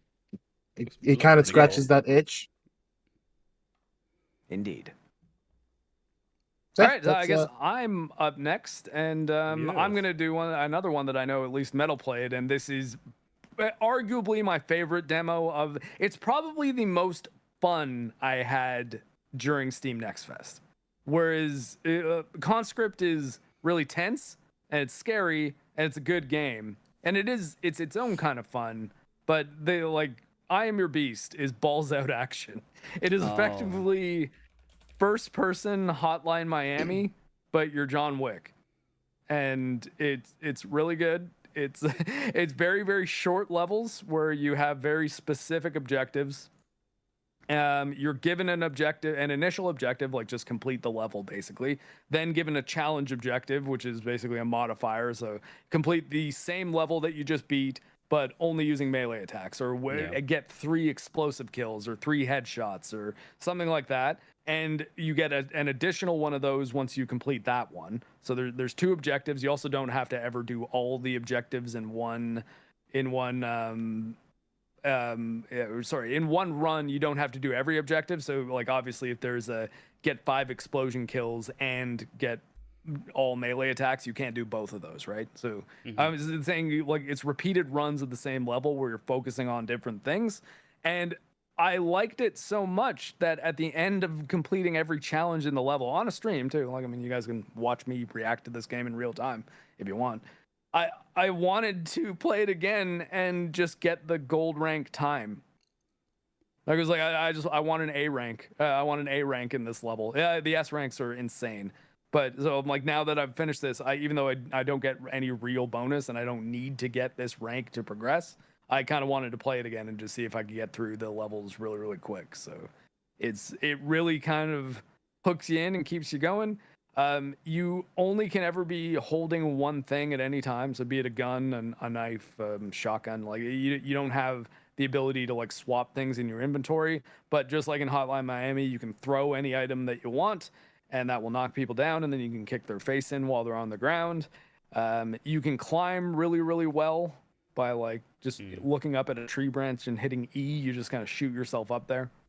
You've got a lot of mobility, and it's tons of fun. It's got a real kind of cool 13 like art style. And yeah, That's what it's good. It also reminded me a lot of Super Hot, actually. Yeah, Super Hot without the time mechanic, I guess. Yeah. I mean, I'm trying to think of anything to add, but I think you basically covered everything. You could go. It's like a big puzzle in every level. Some of them are shorter than others, of course, especially the couple of first ones. And you just need to run through and beat everybody up as fast as you can. And I think you get time back as well for kills, specific kills. Wait a second. Do you get to throw your gun? Yes. Yeah. That's fucking once you sick. run out of, well, you can throw it voluntarily, or once you run out of ammo, you can throw it. Yeah. So if you're holding a gun and an enemy has a gun that you want, you can throw your gun at him, kick him in the head, and then pick up his gun. Yeah. Seems sick. Yeah, it's pretty neat. It feels pretty natural too. But it's really, really good. Getting like... the higher levels was pretty tough. I mean, I think I only played like 1 or 2 levels because I just kept. Did you get any of the S ranks? No. Yeah, because like those seemed impossible to me. I was like, there's no way. You need to get like a really good route, but that seems like a thing you just start just getting stuck on, just trying to get it done. I think it's probably like run through and kill as little enemies as possible, and then just do the thing, get to the end or something. But yeah, it's pretty tough. I got to like silver, I guess, is the one before that. Oh yeah, actually, Serranos there mentions their other game, El Paso Elsewhere. I looked that up. It wasn't on sale, which I think is stupid. If you have a new video game you're trying to promote on Steam Next Fest, make sure your previous game is on sale. Because it was like $35, and if it was 20, I probably would have bought it. It's funny you mentioned that because Markiplier started playing Slay the Princess, and I saw them on Twitter when they realized, it's like, wait, why is there so many more people playing our games? Like, oh, he's doing the thing. Okay, we're doing a flash sale, 20% off right now. It's like, yeah, smart, good job. Yeah, yes, exactly. You will make up that 20% because way more people will say, oh, okay, yeah, I'll get in on this too. Especially because the game has already been out for like a year at this point. So it's just a really good, nice revitalization. If you have Markiplier play your game, he likes it. And it's like, this is going to be a series now because they only did part 1. And so I like watching Markiplier. He's fun. I've not watched him, actually. I mean, I know who he is because like he's huge. But yeah, I don't think I've ever watched a Markiplier stream. I've heard he's not a cringe giant streamer, so that's good. He mostly just does videos. I don't even know if he streams that much. If so, I miss them. I mostly just watch the videos. If it's YouTuber? A game I'm interested in, I don't really care for the whole spooky game ones where it's just like spooky. But if he does like what was the stick Western game he played? That was a fun playthrough to watch. Someone stick Western game? Yeah, it's like a Western. What's the name? Chat, help me out. You probably remember what I'm talking about. It's like a turn-based thingy. I think one of them is Western. West of Loathing. That's the one. Yes. Thanks. Oh, okay. Yeah, I've heard of that. Yeah, that was a fun one to watch him play. But yeah, it's. I feel like I got that in a Humble Bundle or something. Oh, probably. It's definitely one of those games you would find in one. But yeah, this is just fast-paced action stuff where you can go through fast, do your objectives, and then just try to get the biggest, highest score and try to beat the time and get the double S ranks or the gold ranks or whatever. So probably not going to be expensive, I imagine. It's probably going to be like a $20 game, I would imagine. Just a guess, maybe 30. Yeah, just probably preface. Those are all indie games we're talking about, by the way. So you won't be paying your Well, I guess ass. not Metal Slug. Metal Slug's SNK, and they're a pretty big publisher owned by Saudi Arabia. Okay, so that one is a semi originally indie Japanese game, I guess. Yeah, I think well, it's a smaller. I was just gonna say, I think it's a smaller studio within SNK. I mean, obviously, yeah, but it's still like indie is the publishing more so than it is the development, because plenty of games are developed independently and then a major publisher releases it, right? Or like they end up putting a bunch of resources into it.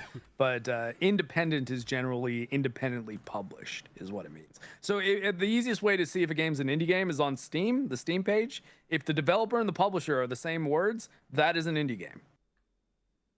Well, Because it's a game that is published by the people who made it, like the team of developers that made it. Wait, so does that mean Square Enix is indie by that standard?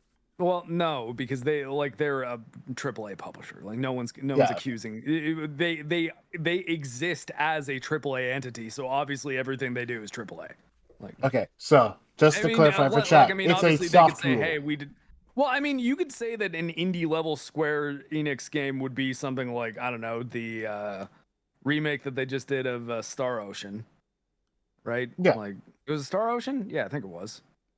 Yeah. Star Ocean, like Second Story or something like that, I think just got a remake. But like that's what I mean. Like things like that are probably an independent small team within Square Enix, but you can't argue that that's an indie game if it's published by Square Enix.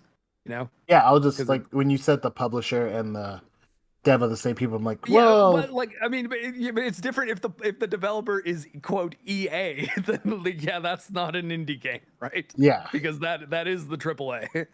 Yeah, I know what you mean. They're independently published by their own AAA selves. I was mostly just giving you shit because I know what you mean. It's a multiply by zero thing, man.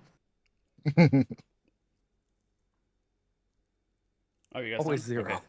Okay. Hey, look, okay, this banter is golden. Metal, don't rush it. I have the tism. Anyway, it's your turn. My Fucker. turn. Yeah, I already got the trailer up because I already knew what I want. Because I played. That's like I feel like it's not my turn. It was Metal's turn. I know. I'm good. You confusing me. Oh, whoops. Just take your turn, Metal. I am.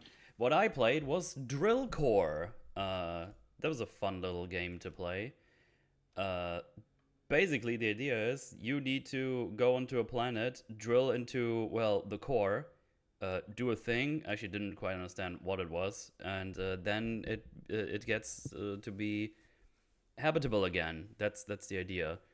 And you have like this big platform. Let me see if you can see it here. I think I just went by it. You have there it is. So you have this big platform right here. That's empty when you start. You have like I think 3 miners from the get-go. They have like jetpacks and stuff. If you played the Dome game, Dome Keeper, it kind of reminded me of that, where you go around as this little guy and start drilling and get all the resources. In this one, you have like a whole team of people, and you build more people with like houses, and you have more miners, and you mark the areas. They start drilling, and then you get resources. They get them back up. But oh, beware! There's like little nests down there, so there's enemies. So you also need to build little soldier jetpack people that kill the enemies.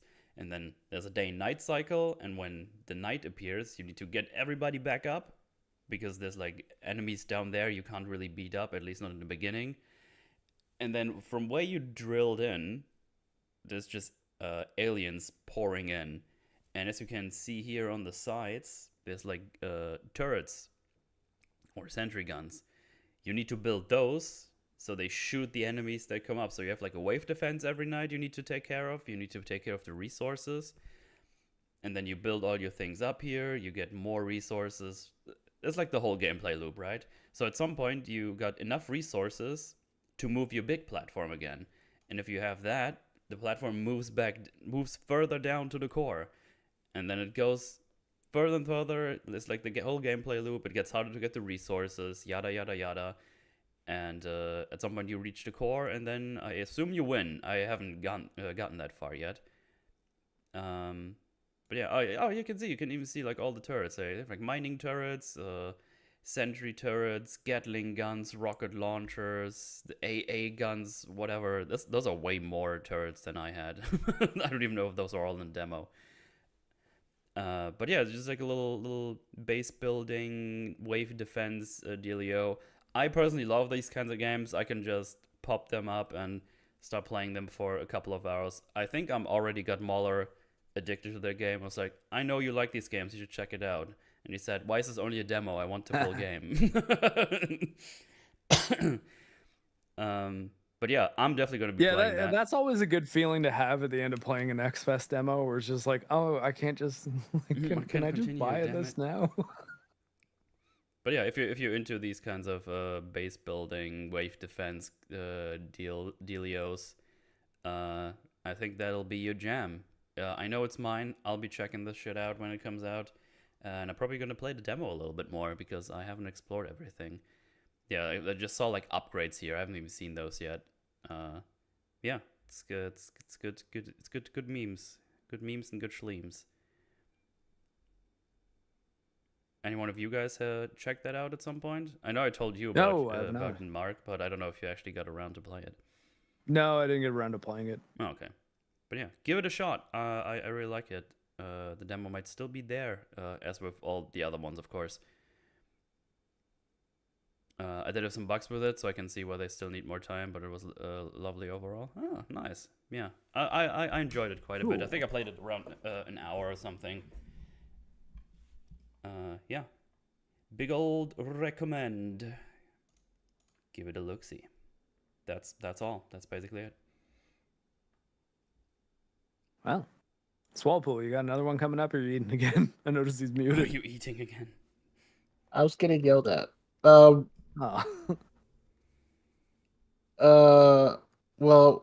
speaking of drilling and stuff, I played a great hentai game. No, it's much more boring than that. It was since we've been talking about good games, we need a meh one. Codename Ocean Keeper. I think the title might be a little bit longer, but it was it's a little game. I think it's like pretty early because basically you are at the bottom of the ocean in a fun little mech, and you go around and you dig little holes and you get resources. But that part's kind of lame because basically you just kind of hold down the down button and tap X, or because I was playing on mouse and keyboard, I don't remember what button it was. It might have been X. And you just get stuff. Oh wow! I guess it gets more interesting as you go because I didn't see any of that shit. No, well. So at the very least, it starts off like really slow. You get resources, and then you come up and you can upgrade your mech. And every minute you get attacked. So, god damn it! I feel like I should have gave this game another chance now. Well, that's how it goes. It's too late. But yeah, that's basically the loop. You go down, you get stuff, you upgrade your mech, you get attacked by sea creatures, you come back up, and you just repeat that. I don't know if you get more time or like you can get upgrades to the time you can drill down, because you could get attacked while you're drilling down, so you need to, come back up and defend your mechy boy. Mm-hmm. So yeah, that's pretty much the whole game. I guess I'm interested in where it goes because it seems like a little like chill game. It's just like from what I played, I was not super into it. Okay, well, I don't know. Doesn't really look like my kind of jam. Looks a bit, I don't know. Looks not super interesting to me. I don't know. Yeah. Yeah. Maybe. Well, maybe to be fair, maybe in the future it's gonna be a bit more refined. Yeah. So to be fair, it said mech, and I got excited, and yeah. Max. Hey, I mean, sometimes the title is a little misleading, or like the title's not enough to create a game that you will then enjoy. Yeah, that's pretty true. Misleading might not be the right thing. I'm certain there were mechs in there. Well, you use one. I saw it with my eyes. That's why I was certain. Mm-hmm. All right, are you done with that one, Swole, or do you want to say guess. anything else about it? That's it. I just Okay. one moment. I'll be back in a second. Uh-huh. Okay, cool. My next one is Death Grip, and Death Grip is a very inappropriately titled name for what it is. It is a Star Wars pod racer like. I forgot And to check that out actually. That explains everything you need to know about it, really. Because if Star Wars Pod Racer is a game that you enjoy, or any of them, even Revenge, the one on PS2, and a new one that has no connection at all to Disney Star Wars sounds like something that you would be interested in, you should definitely put Death Grip on your wish list, because I had a ton of fun with it. And at least right now, or at least in the current thing, there wasn't any other pods to race against. You were just mostly doing time trials, but even just doing the time trials on the tracks, it was a lot of fun. I would very much recommend it, because it was good. I got the trailer up right now. It really brought this looks back a lot of. They even have like rockets and stuff. So Yeah. it's also like a little Mario Kart thing going on where you can kill fuckers. That's fun. Yeah.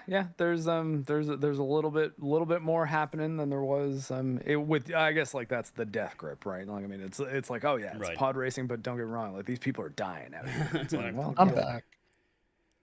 I'm back, guys. That's a simple one, I think, to tell people about, because it's really the point of reference is all you need. And if I were to try to explain it from scratch, I would really not be able to get through the description without just saying, like, look, just go watch Star Wars Episode 1 or like half of it, and then come back and tell me what pod racing is, because you'll then have an idea, and I'll just be like, yeah, it's that, but you control it. This game looks sick. Yeah, it looks really cool. Yeah, it's good. I liked it quite a bit. Because I played. How come you? Go ahead. Oh, I played the shit out of Pod Racer back in the day. That shit was fun. Death Grip. Yep, hard recommend. Demo's still out there, by the way, lads. So if you want to check it out. Oh, there you go. Yeah, so play it.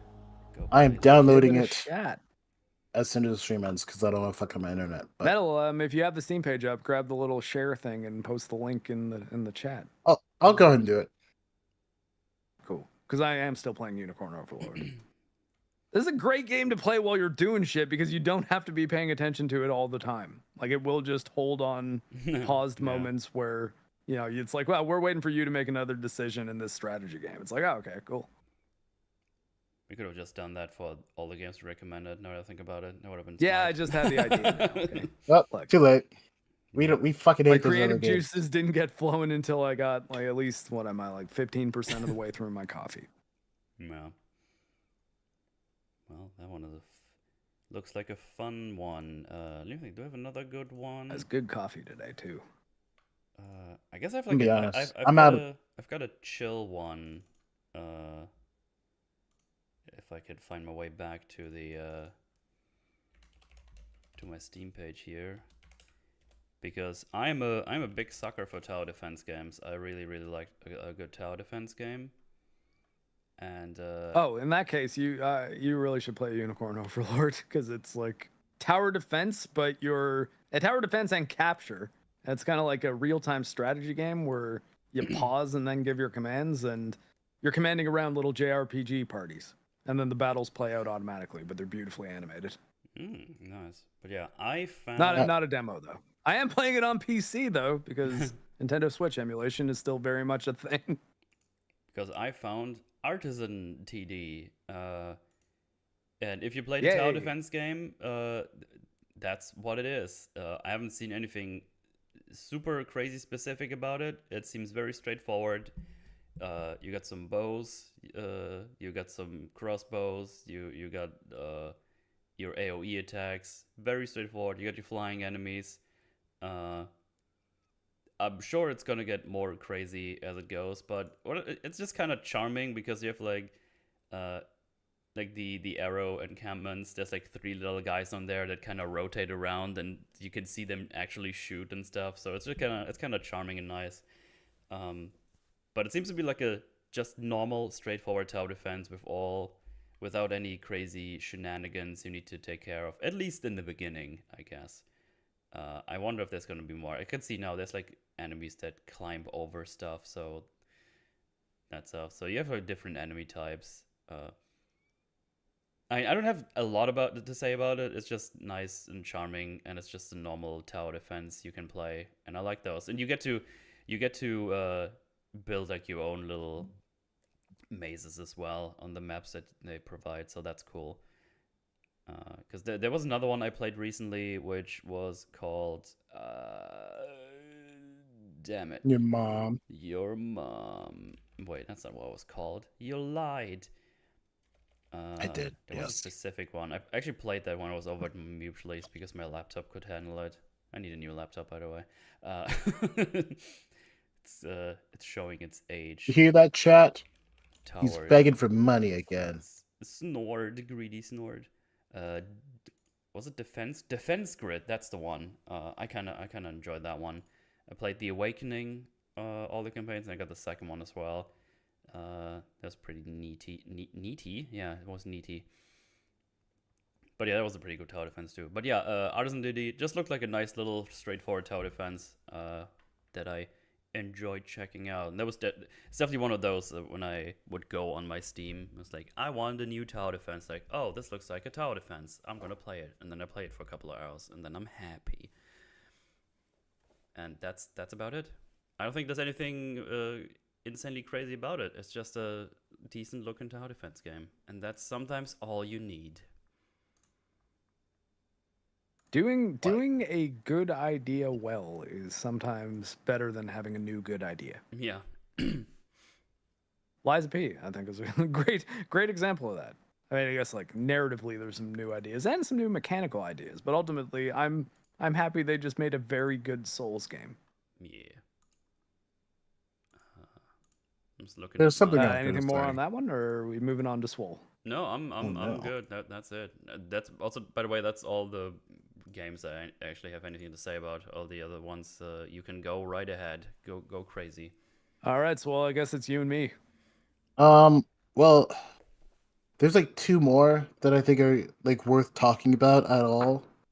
I will go for the, I guess, fine one. It's sort of the Necromancer. I don't know. I saw this game. I was like, it kind of looks like a Zelda-ish game. So I started it up. It's got a little anime style, like chibi, right? You have like your big old, what's it called? What's the storytelling where it's like pictures and they talk over it? Visual novel. Kind of better. Yeah, it has like those sections. A motion comic, I think that's better. Right? It's like a motion comic thing for like the bigger story beats. But then the gameplay is kind of like a Zelda Light, except you're faster. You have like these minor combos. Your attack buttons are tied to two different weapons. And what happens when you kill enemies is that you can capture them and then summon them as like little buddies. Jojo. Jojo did not like that. Holy shit. Wait, was it Sword I'm sorry, of the Jojo. Necromancer? Yes. Did I say that poorly? Why does the Sword of Necromancer Resurrection? Because if it's only Necromancer... It might be Resurrection. Okay, because that makes more sense. Because I found a trailer from 3 years ago. It's like, oh. But then there's Resurrection, I think it's from a month ago. Yeah, it's probably that one. Yeah, and then basically the game is like a dungeon crawler, except they cut out the parts between the dungeon crawling. So it's like you select the dungeon, you go through the dungeon, and then you select the next dungeon, and so on and so forth, till you get to an end. It's not like a super complicated game, but it's a very like just chill. It's a chill little game with some mechanics and puzzles. I see. Like I said, it's kind of like Zelda. Right. A Gungan crawler? Misa summoned a minion. Oh no.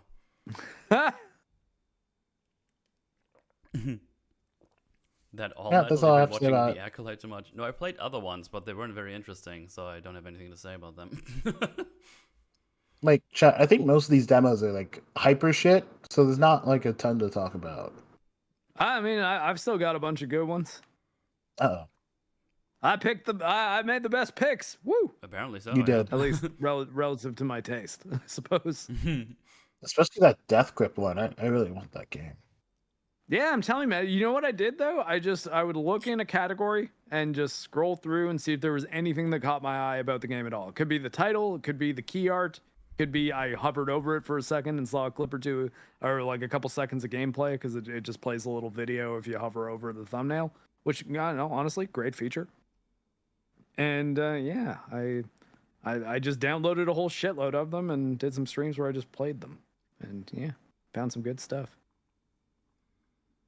Well, what you got next? I guess that's probably not a bad for me to give my next thing. So here, I'll do another spiritual successor. Does anyone remember the PlayStation 2 originally, but eventually moved on to Xbox and GameCube, I believe, snowboarding franchise called SSX? I've heard of it, but I've never played it. Metal? SSX? No. Really? Like SSX Tricky, SSX3 was an EA Big, was like their like extreme sports brand from. Anyways, No, so if you are one of those people who knows SSX and SSX Tricky, I guess in particular, there's a game called Tricky Madness that is essentially a new one of those. And I don't know why I'm as bad at it as I am, but I can't seem to crack the bronze score, even though like I tend to be linking tricks together pretty well by the time we get to the end. But the highest score I ever got was 88,000, and the minimum for placing third is 100,000. So. Oh Yeah, wait, I but actually it was tried fun. that game. A lot of fun. I didn't understand how this game It works. was it was one of the two first PS2 games I ever owned. SSX, the original SSX, not Tricky, and Time Splitters. That's what I got on launch day for PS2. Hmm. I did not play trailer Burnout right now. I Revenge don't even on the know how the fuck they PS2. made these fucking moves. I was happy when I did this little spin. Oh yeah, no, like it's not realistic snowboarding at all. It's like it's the Oh, Tony that's not what Hawk I'm saying. of I'm snowboarding. But saying it does I not don't play know like how Tony they- Hawk though. No, It's- I don't know how they do it button input wise because I tried a lot of things and nothing happened. I'm just too Oh, stupid. okay. So yeah, no, and that was tricky too because tricky. That's funny. Hey. that was more difficult than I expected. It was less intuitive than I expected as well because I apparently forgot how to play the SSX games, and people in my chat corrected me.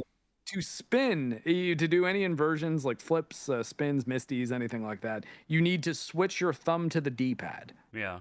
Okay. So like you can move around the snow with the analog stick, but you have to move to the D-pad in the air to do spins, which I wasn't crazy about just because it's like, well, but the analog stick's doing nothing in the air. So I get maybe this is more like the way SSX originally controlled, even though my memory had deleted that apparently. But isn't it like, wouldn't it just be better if I could just keep my thumb on the analog stick, saying it's a directional input too? You Right. know, like I'm doing the same things. But yeah, no, so that's a minor complaint. But I did quite like Tricky Madness. I thought it was quite fun. Megacopter, which I briefly mentioned earlier, was another pretty interesting one. It's a strike-like, I guess. So if you've ever played Desert Strike, Jungle Strike, or Urban Strike on the Genesis, it's like an isometric helicopter game where you play as an Apache helicopter, just in, I guess, like, you know, like the Middle East, the jungle, or cities, I guess. And yeah, this was a version of that, kind of a spiritual successor to that type of game, where you're like an 80s action hero dude, and you're fighting lizard people, Yeah. and it controls really, really well. And it's really it's a ton of fun. So I was pretty sad when the music for the game like got my stream like claimed, like Red X claimed, like I took the thing down. I was like, man, what the hell? Like I like this game too. Does that mean like no one's gonna be able to stream it? And the developers saw my tweet and contacted the composer, and apparently they got it rectified, and my stream came back up. So yeah, pretty cool dev too, apparently. But yeah, it is fun. I don't know if the demo's still. I think actually it might be out now, because I believe it was coming out this weekend. Yeah, it might be out right now. So yeah, Megacopter. Check out Megacopter. You might like it, especially if you play one of those old games. Yeah, and it's a good like kind of bullet hell sort of twin stick shooter. You can do both actually. The demo is still up, and you can buy it now. There you Ooh. go, everybody. So yeah, give Megacopter That's what we a call shot. a base. Base dev who cares about streamers at least enough to like look into something to be like, oh shit, if Markiplier streams my game, he's gonna get his stream taken down. Yeah. Except it was MarcTheCyborg. I tried the first basically mission. Markiplier. It felt really fun to play. That seems like a game I would probably randomly pick up and just fuck around with it if I just want to hang out by myself and be sad or something like I normally do. I don't know why it went that way. Yeah, it's good, and like I mean the little side the cinematics are pretty well drawn. Like they're very pixel art and sort of cheesy, but yeah, they get you into the game enough to like I was even doing sort of like I don't know, like over the top 80s action hero voice acting for the first bit of it. I eventually got tired of doing it, but the game is fun. Yeah. Someone says that the art style looks neat. It does. It's really cool. It's very fun. And Yeah, hey, it's currently on sale as well. Like I mean, it's only like $16 normally, so now you can get it for like 13 and a half. So how about that? Yeah, indie games. Let's sort by my recent you get activities. Some cool games for not a lot of money. Very good. Another one I played was Sumerian 6. And this game was very kind of neat because it's you ever played Hidden and Dangerous or Commandos? Sumerian 6? They're older games, but they're like turn-based strategy. No, well, not really. Like Gorky I mean, I guess they 17 or something like that.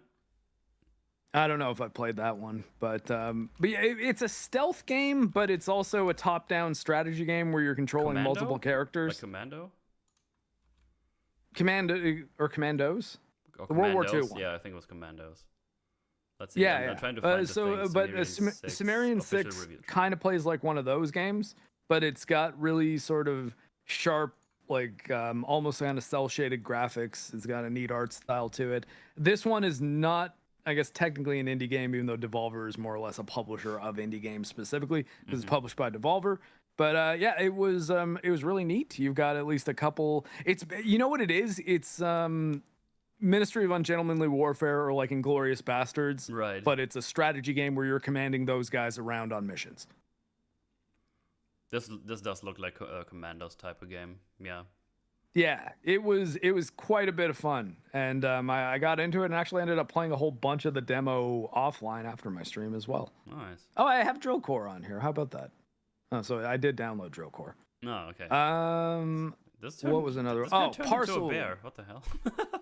The were. Oh yeah, they've got like supernatural abilities That's and shit fun. too. Like that's you have things like the girl has an ability to switch places with a person.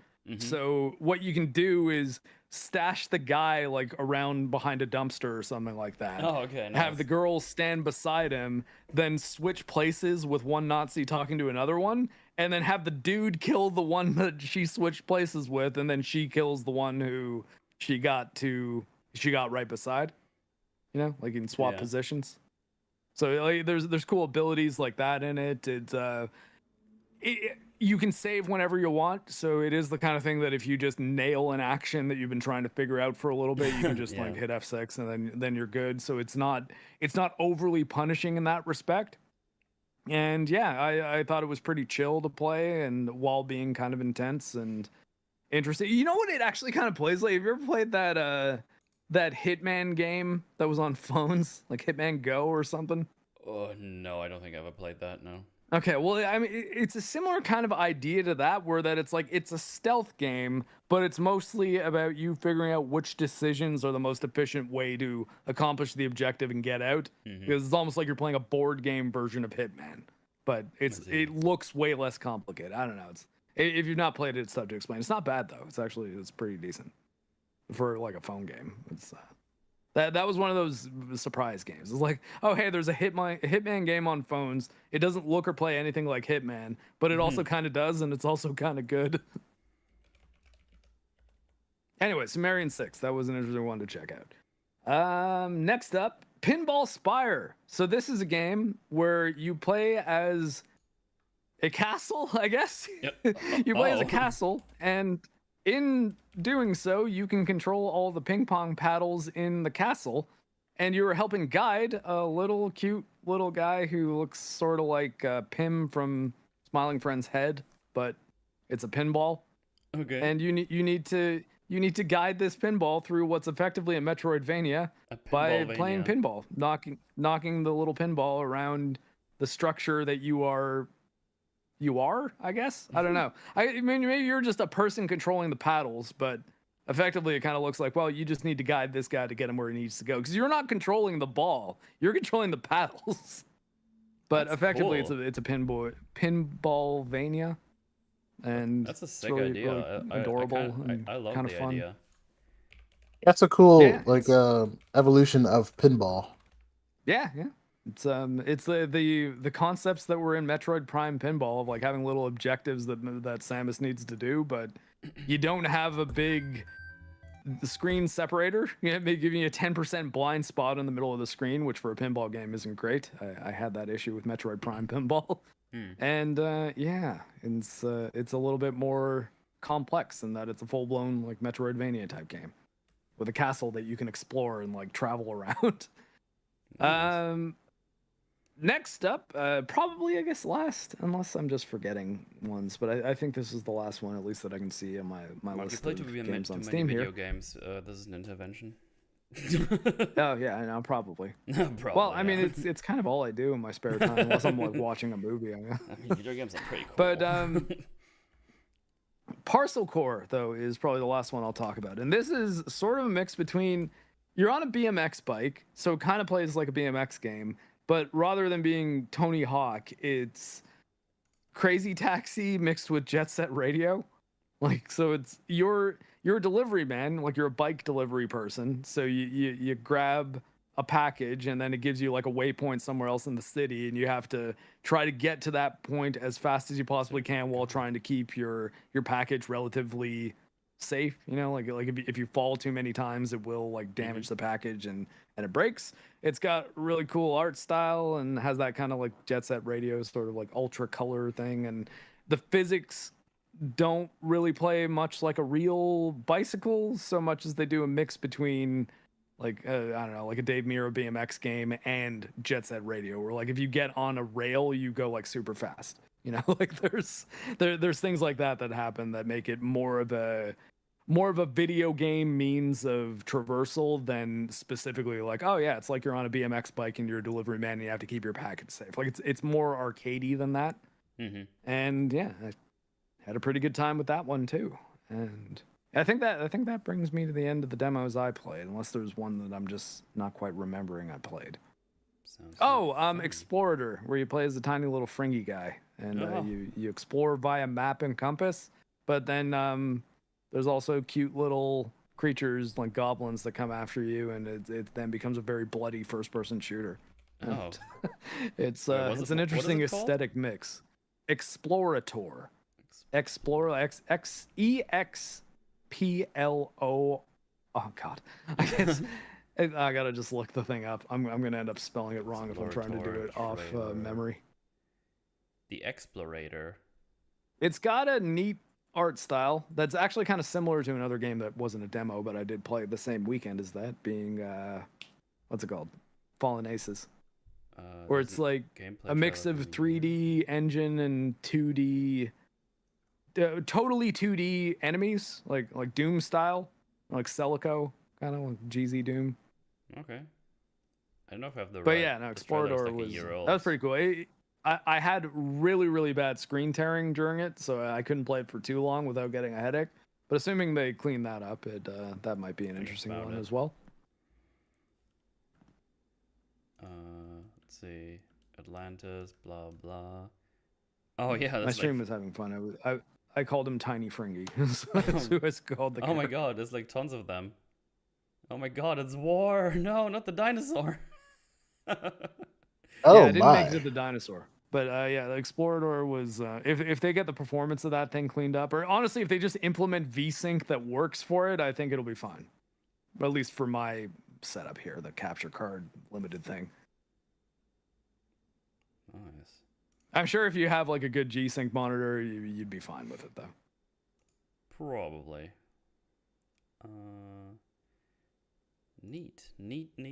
Yeah. Yeah, I guess that's it for me. I mean, I might just suddenly remember one, but I guess there were a couple other games that I played amidst the the Steam Next Fest demos being Nightmare Cart, which that was fun. I'm not great at it, but it was entertaining. That one is free. It's free by also. The way. You can download and it it's free just on done. Steam. So if you don't know what Nightmare Cart is, it's a Bloodborne inspired card game where you have like the hunter and everything, and there's like. It was originally called Bloodborne Cart too. Oh, I guess right, I guess they wanted to put it on Steam though, so that's probably why. I honestly I thought they were going to charge for it too, like maybe $1 or something. And I think that'd be worth it to me. I don't know why she's not charging for it, but hey, it's a good game. Yeah, just basically kind of plays like Kart. Crash Team Racing. Yeah, Crash Team Racing, Mario Kart kind of dealio. Oops, solo. And then Fallen Aces, which just came out in early access. It's a New Blood kind of first-person shooter / immersive or first-person beat 'em up. I'd say almost more so than shooter, and it's really, really good. I would strongly recommend it. It's kind of a comic book action pulp detective story that has a lot in common with the prequel era of Watchmen. In the Watchmen book, so like not the main A story timeline, but the older style one. It's almost like a story about that kind of group, but it's not the Watchmen or it's not the Minutemen. It is just its own new thing. Like it's an original idea. And you play as this like hard-boiled detective dude who starts looking into a case having to do with these mass crime fighter guys, and then find yourself getting pulled into that world. It's got a bit of immersive sim elements, but very light in that you can only ever carry 3 items. So things like a baseball bat, actually kind of similar to I Am Your Beast in that respect, where the amount of ammo you have is just what's in the gun, unless you're using up one of your 3 inventory slots to carry ammo with it as well. But you're finding enough you're finding enough things that you never feel like you need supplies. Though you will find is something like a sniper rifle and just be like, oh, I should hang on to this because this is actually like the amount of rounds in this rifle is essentially like 6 free kills from very far away. So whatever, I now have 2 inventory slots because I'm hanging on to this for when I actually need it. And it's it's really, really quite excellent. And the game is Fallen Aces. Yeah, Fallen Aces. Yeah, and so it just came out in early access. Episode 1 of 3 is out. For an early access game, it's super polished. Like I didn't really have any problems with it at all as far as like technical stuff and stuff. And Shara said AMD FreeSync wouldn't work. I actually have a G-Sync compatible television that I play on, but it's my capture card that limits me because I'm running my games on one PC, running it through another one that's doing the stream encoding. And that's so if I'm capturing footage while I'm playing a game, my footage doesn't end up looking like crap because I'm also trying to encode a stream, which I found was happening to me quite a bit. And that was resulting in a lot of footage I'd look back on being like, yeah, I can't do anything with this. It looks like crap. I need to just play the game again. Yeah. Nice. I guess that's it for me though, for my like recent gaming stuff, other than I've been playing around with my Switch emulator and played Unicorn Overlord and Kirby and the Forgotten Land. The Curbster. John C.J. Graham and Fringy recommended highly, and I enjoy it. There's a stable 60 FPS mod for it too. Nice. Very cool. Well, there you have. Sorry, Oh yeah, go ahead. I was just gonna say I've been like downloading some of like at least wishlisting some of these games y'all been saying, so that's why I've been so quiet. No, it's all good. It's all good. Yeah, no, I mean, I thought everyone else was out of picks other than me, so I was just trying to tie a button on the whole, episode. Or, I mean, Next Fest portion. I mean, I guess there's other things I could talk about, but like honestly, I don't care anymore. Like we talked about the good stuff. I want to talk about a bunch of bad shit. But yeah, well, I guess I think the fine folks in chat, they got some good recommendations, tons of recommendations to look out for. I'm sure there's many more things, but there was a lot of demos to check out. So oh yes, much many. Apparently, shout out to Void Rod and Dyson Fold. I don't even know what those are, but maybe those neither do I. Check out. Oh, you know what though? I did find a game. This didn't have a demo, but I found a game called Top Dog. it's a cool little kind of Ace Combat game, but way more arcadey. It's like $15. It looks neat. It's made by one guy, so Fuck, sorry. It's Jover. Hooray for single developer games. Ugh. You guys are the real heroes. You're just doing your own thing. Quite literally. Yeah. I like them, especially the arcadey ones. What was one of the best Hollow Knight inspired games I've played? Oh, yeah, people making their own Hollow Knight games because Silksong is just never coming out. Silksong. And Famous as well as cancelled game, Silksong. a deck builder where you match dice rolls to enemy HP numbers. Oh, okay, I see. Fun stuff, fun stuff. But yeah, there's your recommendations of games we played, and I guess we made sure to actually do the thing we said we wanted to do a while ago, because I think we talked about doing something like this before. I think right after the last Next Fest or something, it was like we should just play a bunch of demos and do a stream. I think it was after the previous one we talked about like, yeah, we probably should have just played more of them and then made a whole episode talking about them, and then we actually did it this time around. Yeah. And yeah, it was a good exercise. I think this ended up being a pretty good Next Fest too. We should do this like Oh, for every Next Fest. Yeah, we could make it our thing. Yeah, I think it's really cool just to find new games, especially indie games, Yeah. because indie games are cool. And And they don't start get getting them out there more. Yeah. Yeah, they don't get enough marketing because marketing is expensive. Oh, yes. And Steam discoverability is not bad, but I mean, it always could be better, right? What games don't you recommend? All the ones I haven't played, they're all trash because I haven't played them. Oh, I mean, I guess I also played Phil Monkey. You know, the one I should have mentioned that I forgot to was Monkey Simulator, because it's spelled Monke Simulator, and it's the only reason I downloaded the game. It was okay. Yeah. It's basically the traversal in Doom Eternal, but it looks like a PS1 game, and you're a chimpanzee. Monkey. Ah. No. It was really fast. Like it's a very, very quick game, but it's essentially Doom Eternal traversal, like down to the monkey bars, air dashing, everything. I just want to play that fucking Death Grip game. I mean, That's you can download the very cool. demo, so yeah, go for it. Oh, I'm gonna do that. Nice. Well, we got one more topic. Well, I guess which is multiple topics. Nintendo Direct, that happened this week as well.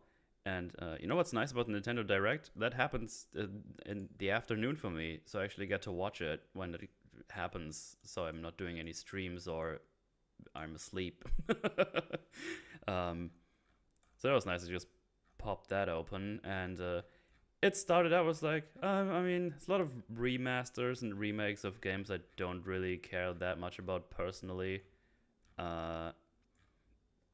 I guess the first couple of remasters is the Dragon Quest ones, and the Romancing Saga, as someone in chat just mentioned.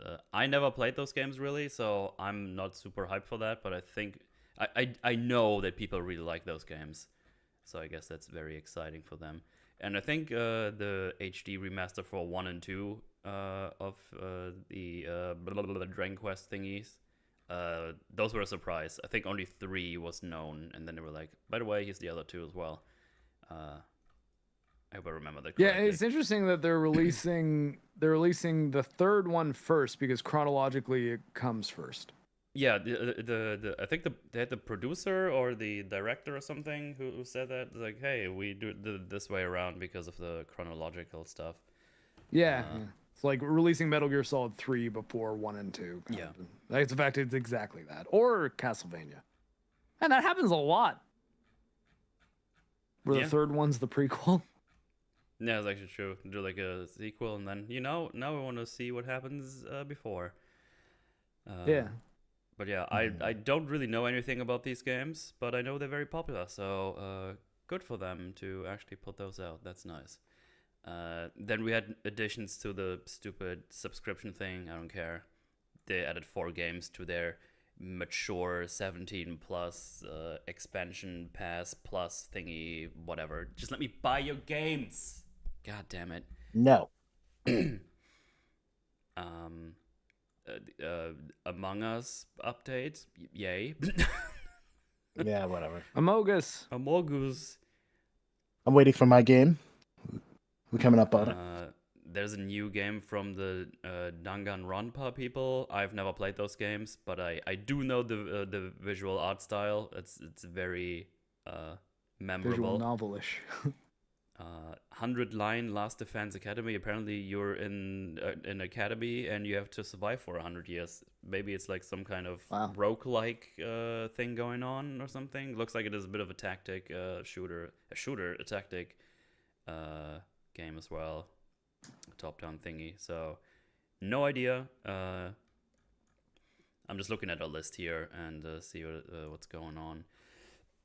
There's an Ace Attorney collection. I'm sure people are thrilled about that. I've never played Ace Attorney. I heard it's very fun. They're all on PC now, I think. Yeah, I'm pretty sure they're on Steam, actually, and on Game Pass. Basically, yeah, I've never played them either, so again, I can't instead really of tell you Murder too much Case, about them. it's the usual JRPG. Oh, okay. That's the third Ace Attorney compilation. Oh, so they just don't want to make a new one, I guess. Cool. What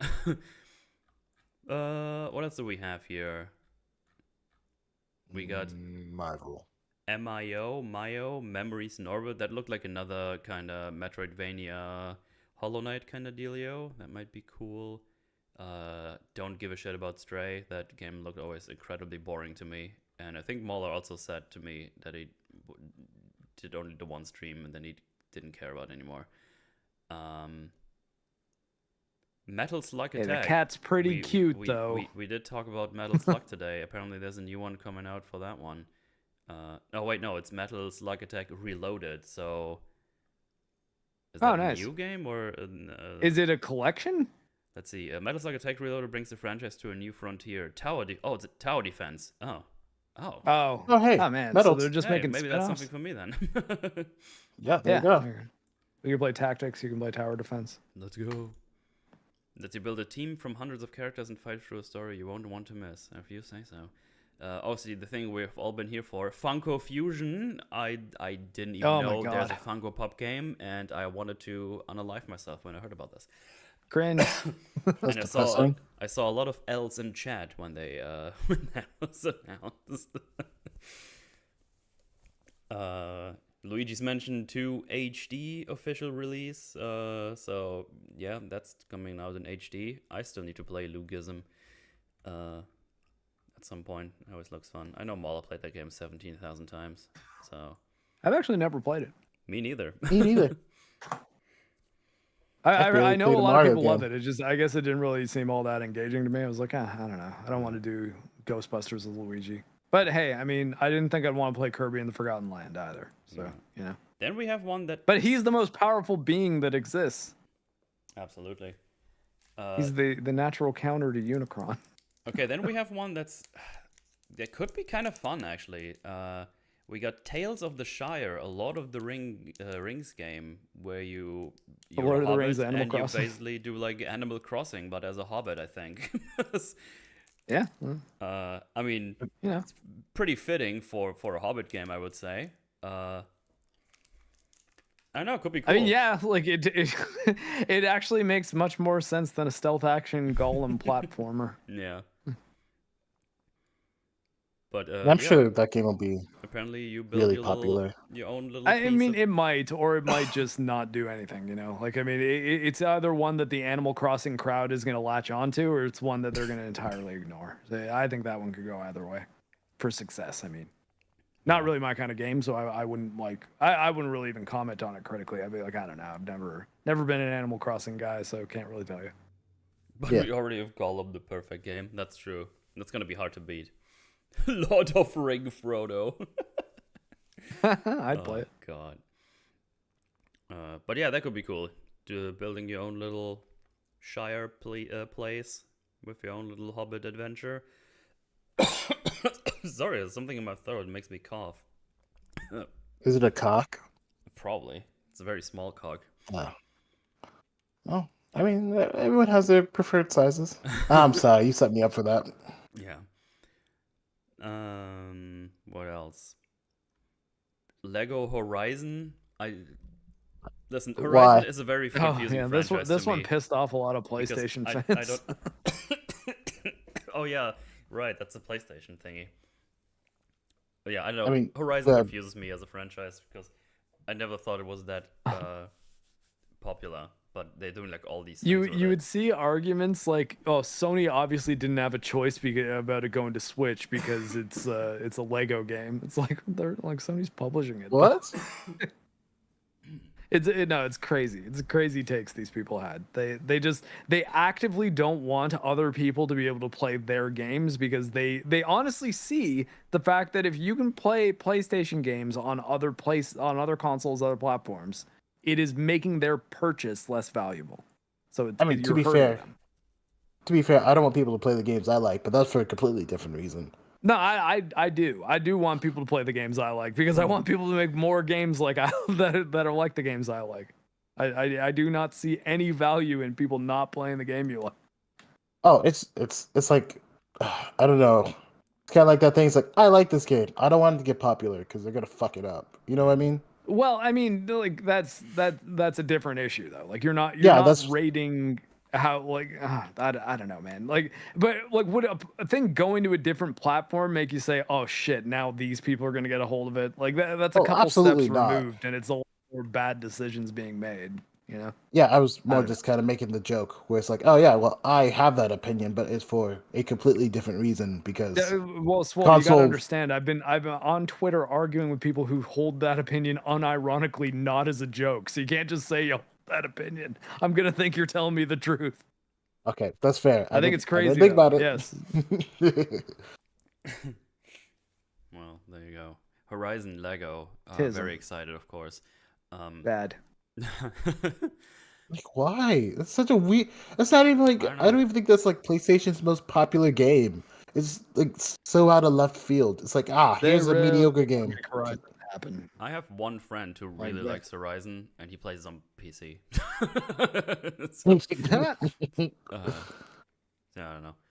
But one of the announcements that were pretty hype for fighting game fans all over the world, Marvel vs. Capcom Fighting Collection. So it's basically all the Marvel vs. Capcom things now on Switch. So that's cool because I'm pretty sure this game was like dead. You couldn't get it anywhere anymore. Like it was not able to be bought, right? Yeah, so the little bit of context, it's all of them except for like three. It's Ultimate 3. Infinite. They have 3 on there, okay. but not Ultimate 3. Or Infinite, but everyone hates Infinite. And so as far as like the big thing is Marvel vs. Capcom 2, because I think back in the Xbox 360 era, it was just erased from like if you had it on Xbox, you could not update your Xbox because basically they would it would get rid of the game. So you couldn't buy it, you couldn't update in your Xbox. You were pretty much like if you did not have the game, you could not get it anywhere. And like it's really big because could you get it on? Yeah, I'm sure you could have found it on emulator. Well, at least for the 1 and 2 for sure. Dreamcast version of Marvel vs. Capcom 2 is awesome. Yeah, but like it's like and like the big thing is like 2's kind of everyone's favorite. It's like it's not as broken as 3, but it's still like very expansive and like you have all this cool stuff. So it's a really big. Preferred Capcom's more low key fighting games, like, and by that I mean like Street Fighter, right? Like not boring, but also I've always found the MVC games a little too crazy as far as the screen filling special attacks go. Like there's a lot of those happening all the time.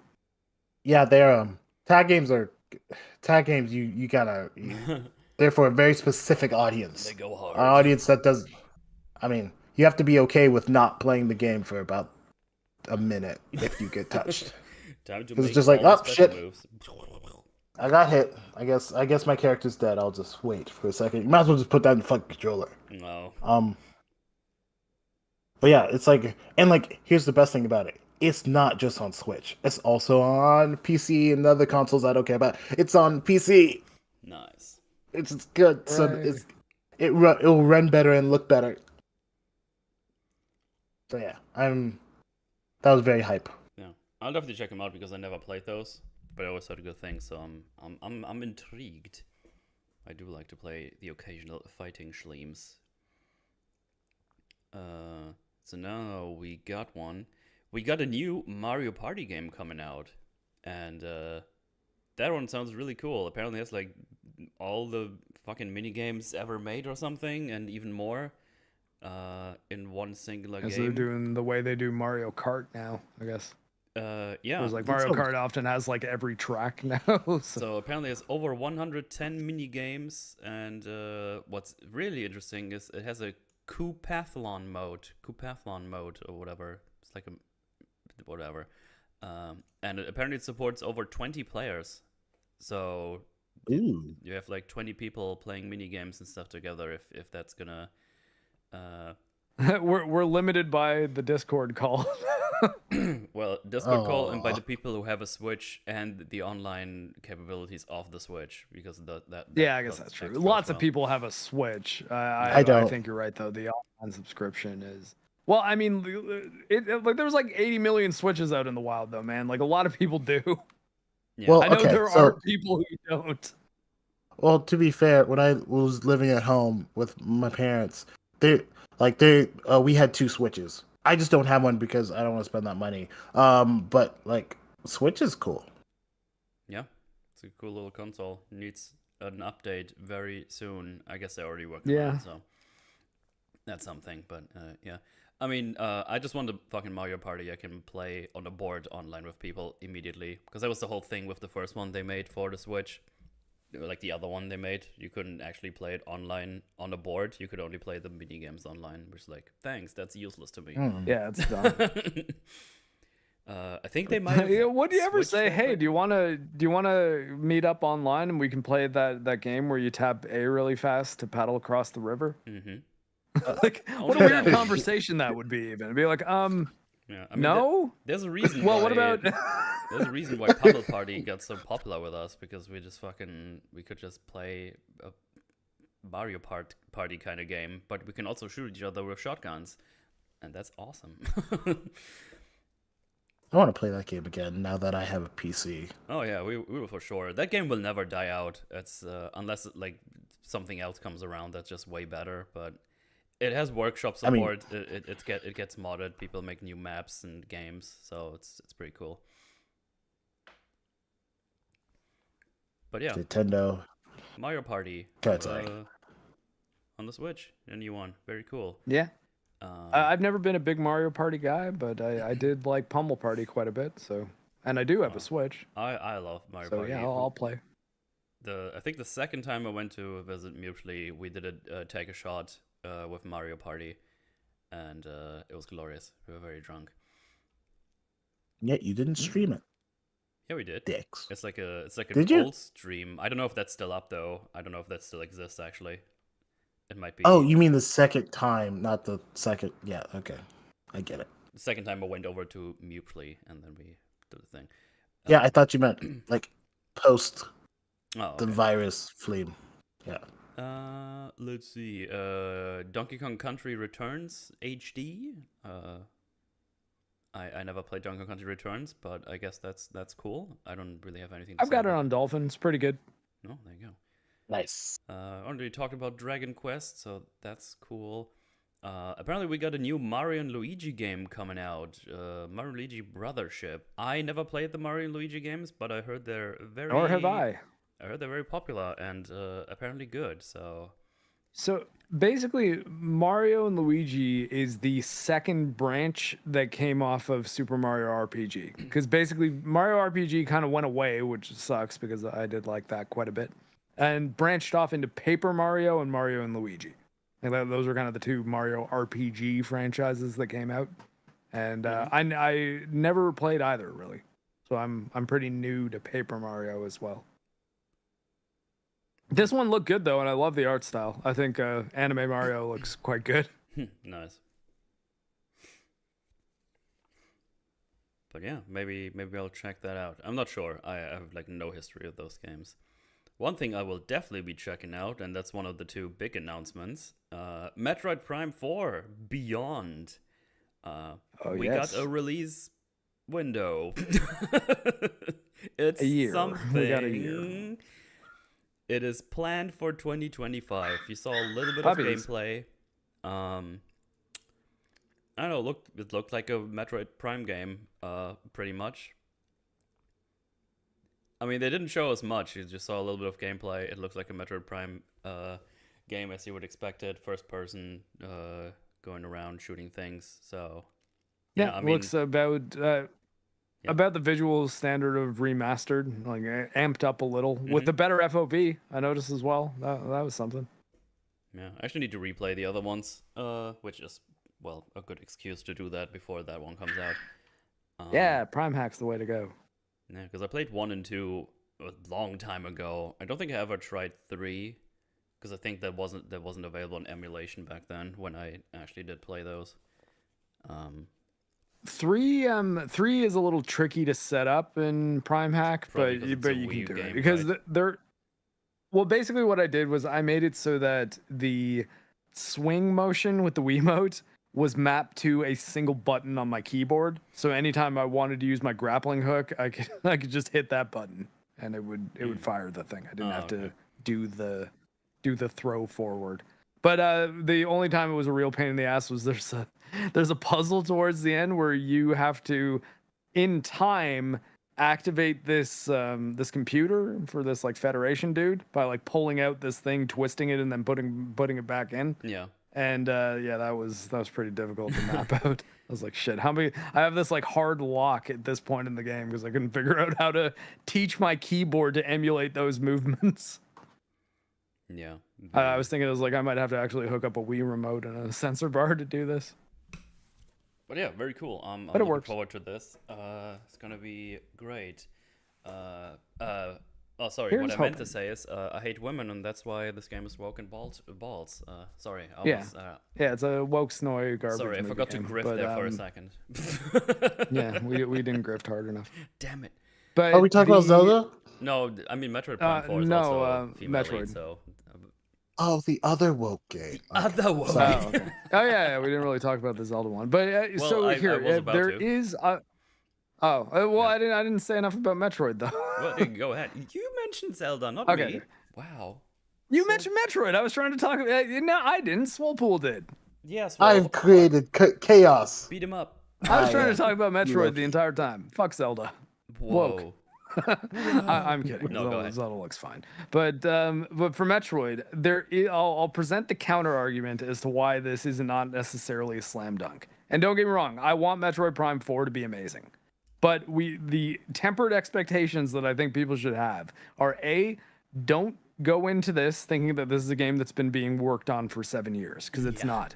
The game that is coming out next year is a game that's been being worked on for 2 years by the original Metroid Prime devs who specifically did not want to do this. So this might be the Hobbit movies of Metroid Prime. Oh no. I like, and I'm just trying to keep that in my head so that if it does happen, I won't be crushed, but I really hope it doesn't.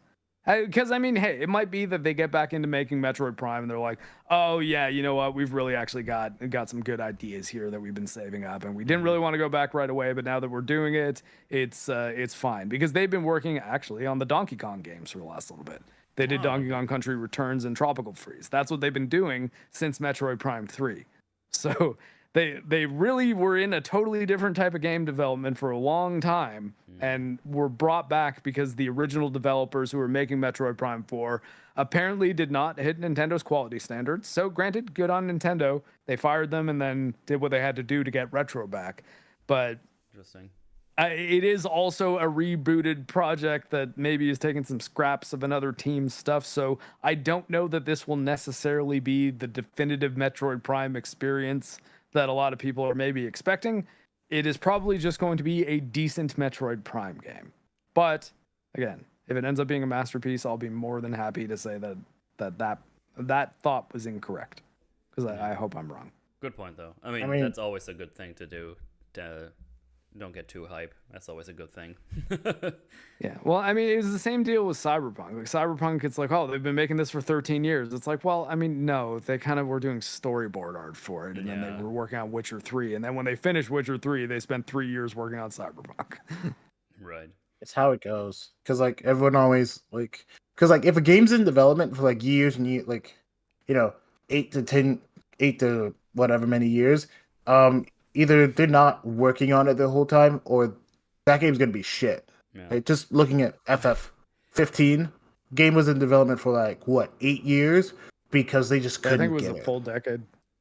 Yeah, It 10 It was years. like 2008 to 2006 to 2016, I think.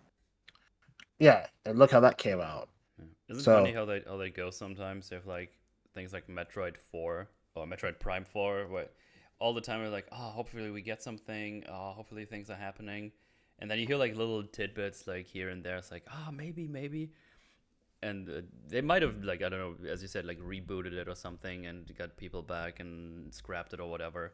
And then you have like things like the new Blade, where it gets to clown territory, where it's like every week basically it's like, Yeah. oh, this director went away, and also we rewrote it another couple of times, and then we did it again. It was like, this movie is gonna be garbage. Just fucking throw it in the bin. Like, Yep. even Wesley Snipes did like a comment about them. It was like, just it can't be that complicated. Oh god, that was Just- so funny. Yeah, did he just say, just make him kill some vampires? Not that complicated. Like something along Yeah, those lines. it's not too hard. It's like, yeah. Find a novel villain, like, and make a better one than the Dracula you had in Trinity, because that was dumb. Yeah. But like, I thought that Frost was a good villain in the first Blade, and Nomak, I would argue, is better in Blade 2. Because they found a way to actually make, okay, it's like, how do we up the ante and make vampires scarier than they were? Okay, different strain of vampires, and they're basically like aliens, effectively. Like, Yeah. they're like, 'cause I thought there was a lot of like aliens, specifically like plural, the I haven't watched movie them in a long time. elements like towards the end of Blade 2, especially when they're all like in the sewers. Because they're like monsters, those vampires in Blade 2. They're crazy. Yeah. God, I love Blade 2. But Nomak also, like, he was put in a bad position. Bad things happened to the guy, so you kind of feel bad for him as well. I thought they all you need for Blade is a good vampire themed villain and Blade. That's it. Yeah. The vampire themed villain needs soldiers, and that's because the Blade has to fight more than one vampire. But that's kind of the only thing you need to do for a Blade movie. Yep. Yeah. And have Clever some, idea. One clever idea for a villain is all it'll take. and some smooth dialogue, because I like Blade 2's dialogue. Gotta bring Are you out Wesley of your Snipes in to goddamn just mind? ad lib for the new actor on set. Some motherfuckers always gotta ice skate uphill. Yeah. I do love the one where they shoot him in his body armor, just like, are you out of your goddamn mind? It's so funny. Get you out of your goddamn mind! That was so good. So good. It feels like a Wesley broke character for a It's- second. Like, yeah. what the? Well, I think that's the thing. It's like when he breaks his cool, it's actually funny because you're Yeah. just like, there's no way this guy would be reacting like this if what the person did wasn't like above and beyond. Oh, good shit. Good shit. But yeah, we- let's do a Blade Forge. We got, I was thinking the same thing, actually. It's fun. I Next know week, 1 we're and doing 2 are Blade- really fun, and 3 is like the clown one. Yeah, three. Well, I mean, I think that the way to do it would be we'd have to do the clown one right afterwards. Yeah, we'd do Blade sure. 1 and 2, and then we'd have to talk about the one where it's like, well, here's where they lost it. Yeah. Need to gather some people to make that happen. That sounds like a good idea. Well, there you go. There's a Yeah, little Blade teaser Trinity, for- starring Wesley Snipes future. and Jessica Biel's body. Yeah. And Ryan Reynolds with a beard. Oh yeah, he's in it too. Mm. Deadpool, whatever. And the last thing, we got a new Legend of Link game. Let's see what it did there. Was really clever. No one made that joke before. Yeah. Ah! That's Legend of funny. Zelda: Echoes of Wisdom, and we got a Zelda main character game for once, and it looks really cool. It seems first of all, we don't seem to have a big fuck off open world, which makes me really happy because Yeah. I don't want another big open world again. It actually looks like we get the kind of the map of A Link to the Past, because you see like the mountains in the background and Hyrule Castle. They look very familiar, I would say. So I think there's definitely some inspiration there at least. But yeah, it seems Link gets drowned into a thing. He just makes a shot to Zelda's, I don't know, crystal she's trapped in, and she makes a way. She makes her escape, and seems to get a staff of some sorts, and you can duplicate certain items all around the world, and you can stack them to traverse everything. It looks like I don't know. It's like you can stack beds to get beds to get on top of the castle sides. You can stack stools, tables, chairs, all kinds of things. Apparently, you can make water appear. I think you can like do blocks and stuff. Yeah, I know. It looks really fun. And it's also fun because she gets like her own game mechanics as well. It's not like, you're Zelda now, and you get to use the Master Sword and slash things. Because I think that would be that would be lame if we would just do that. It's basically just a Zelda, a Link mechanic game, but you just play as Zelda. Yeah, giving her new abilities, I think, was a neat way to go. Absolutely. But yeah, my only problem with this one is the same problem I had with the Link. Oh God, what was it? Link's Awakening remake that they did. Is I just don't like this art style. Oh, okay.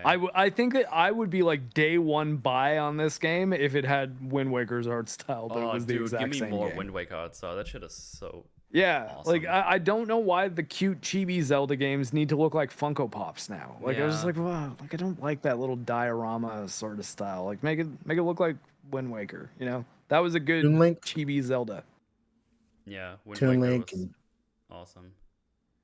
Yeah, everyone loves Toon Link. Dev just threw us a little a raid there. Hey, thanks, Dev. I guess the weekly. Thanks, sip. Dev. I like how YouTube put white text behind on top of a white bar, so I can barely read that. The only reason I realize is because of the the profile picture. Oh my God, is that tea or coffee? Coffee. Coffee. Just coffee. Coffee. Because it's coming from Dev's chat. Weekly. Dev's fanboys have arrived. Oh no. They're turning the chat gay. Yeah, see? We're accepting.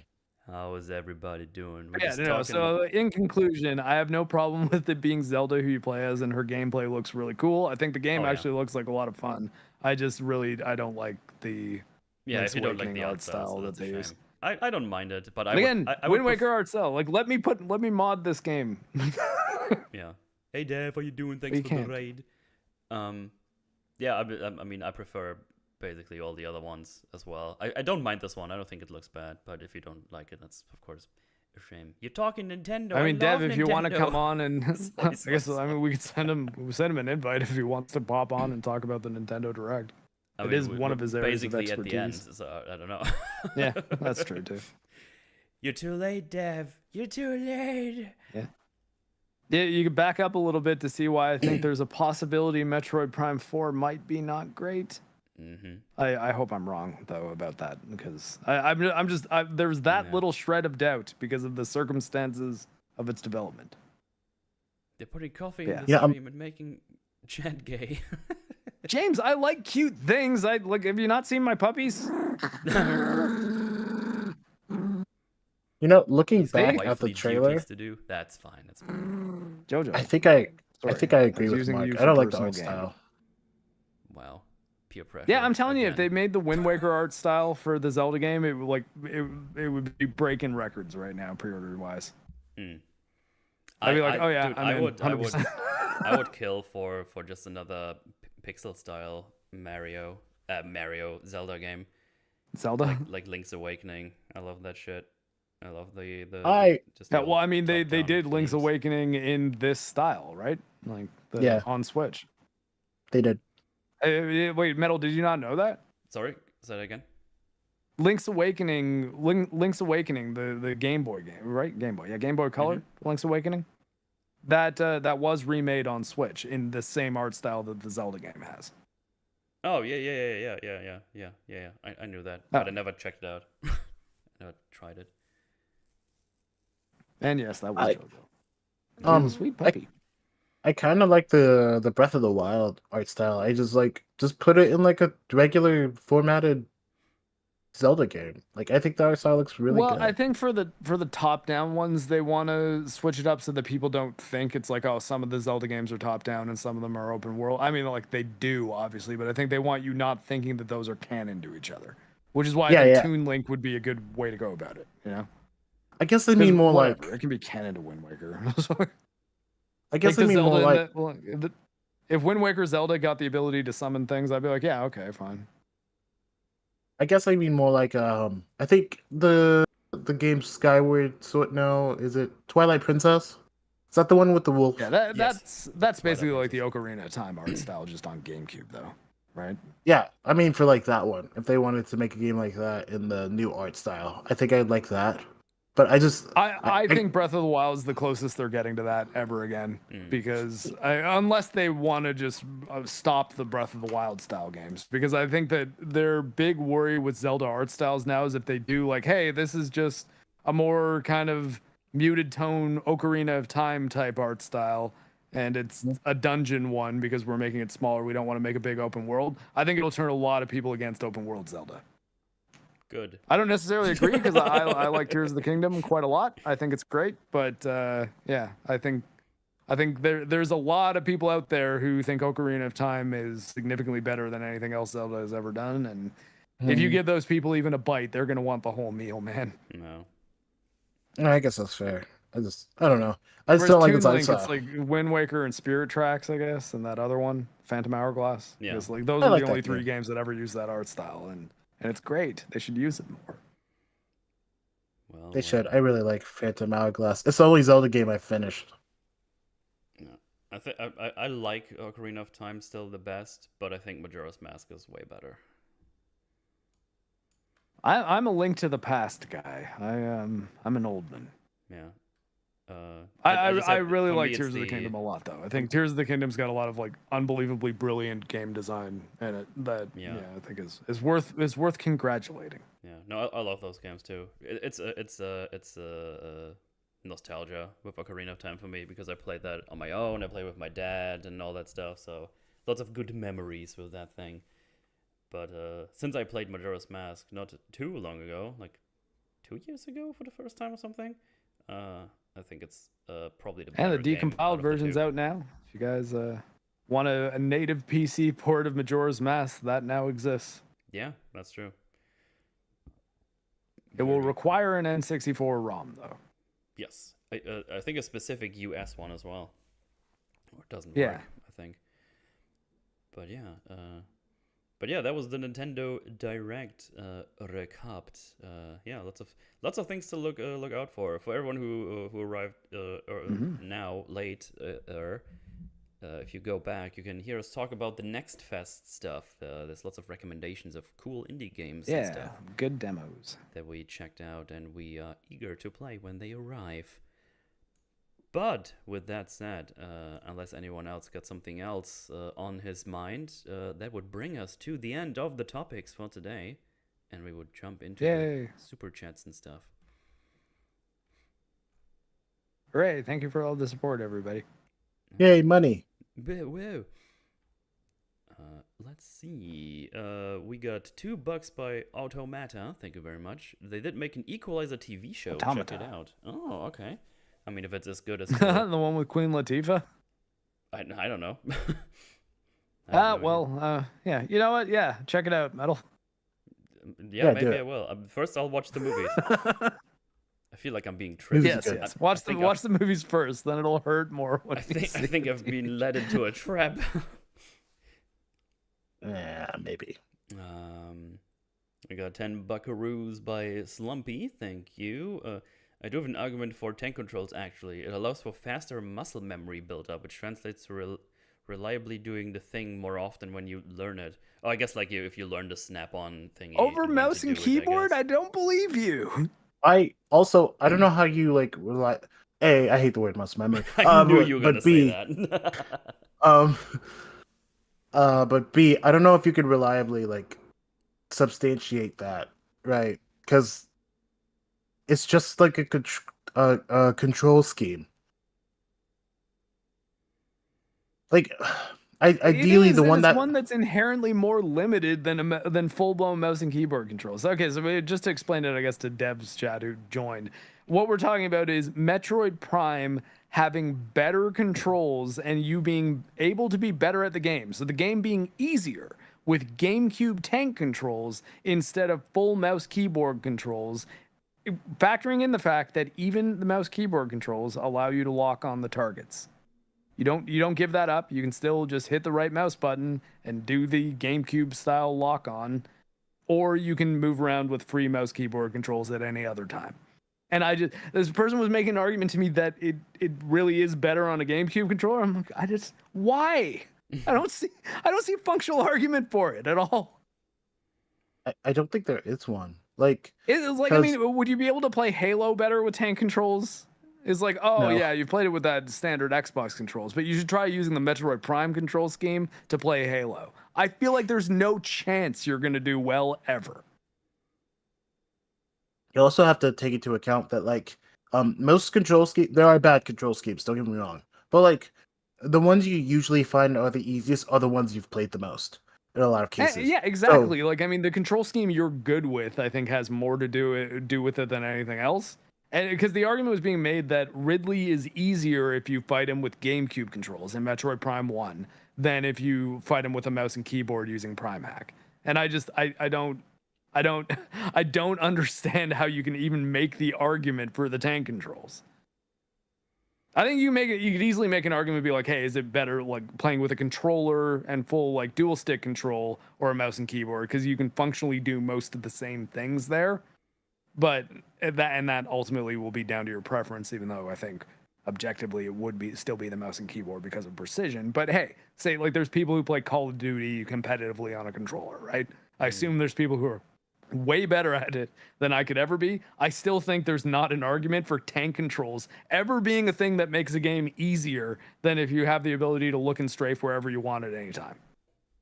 I think just the RE4 example, because that's like that's the game I'm familiar with. Like, you could argue that, like, RE4 OG is more consistent with tank controls, but I don't necessarily think that is tank controls, so if that makes sense. That's a different argument. Well, I mean, RE4 is tank controls, but like the tank controls in Resident Evil 4 are a means by which the game design is built around. So you're only supposed to be able to do certain things as Leon because you're supposed to be limited. But the rules based on the rules of what you can do are very, very consistent in the original Resident Evil 4, much more so than the new one, because the new one kind of relies on a lot of hidden quick time events, essentially. Like in Resident Evil 4 Remake, when a character is lunging at you, you have a window of time in which you need to hit the dodge button or you will automatically get grabbed. Your positioning doesn't really have anything to do with it, you know? Whereas Resident Evil 4, the OG one, is much more based on exactly where your character is at any given time. So that tank control affects the game design by making the game more difficult because you're limited on what you can do.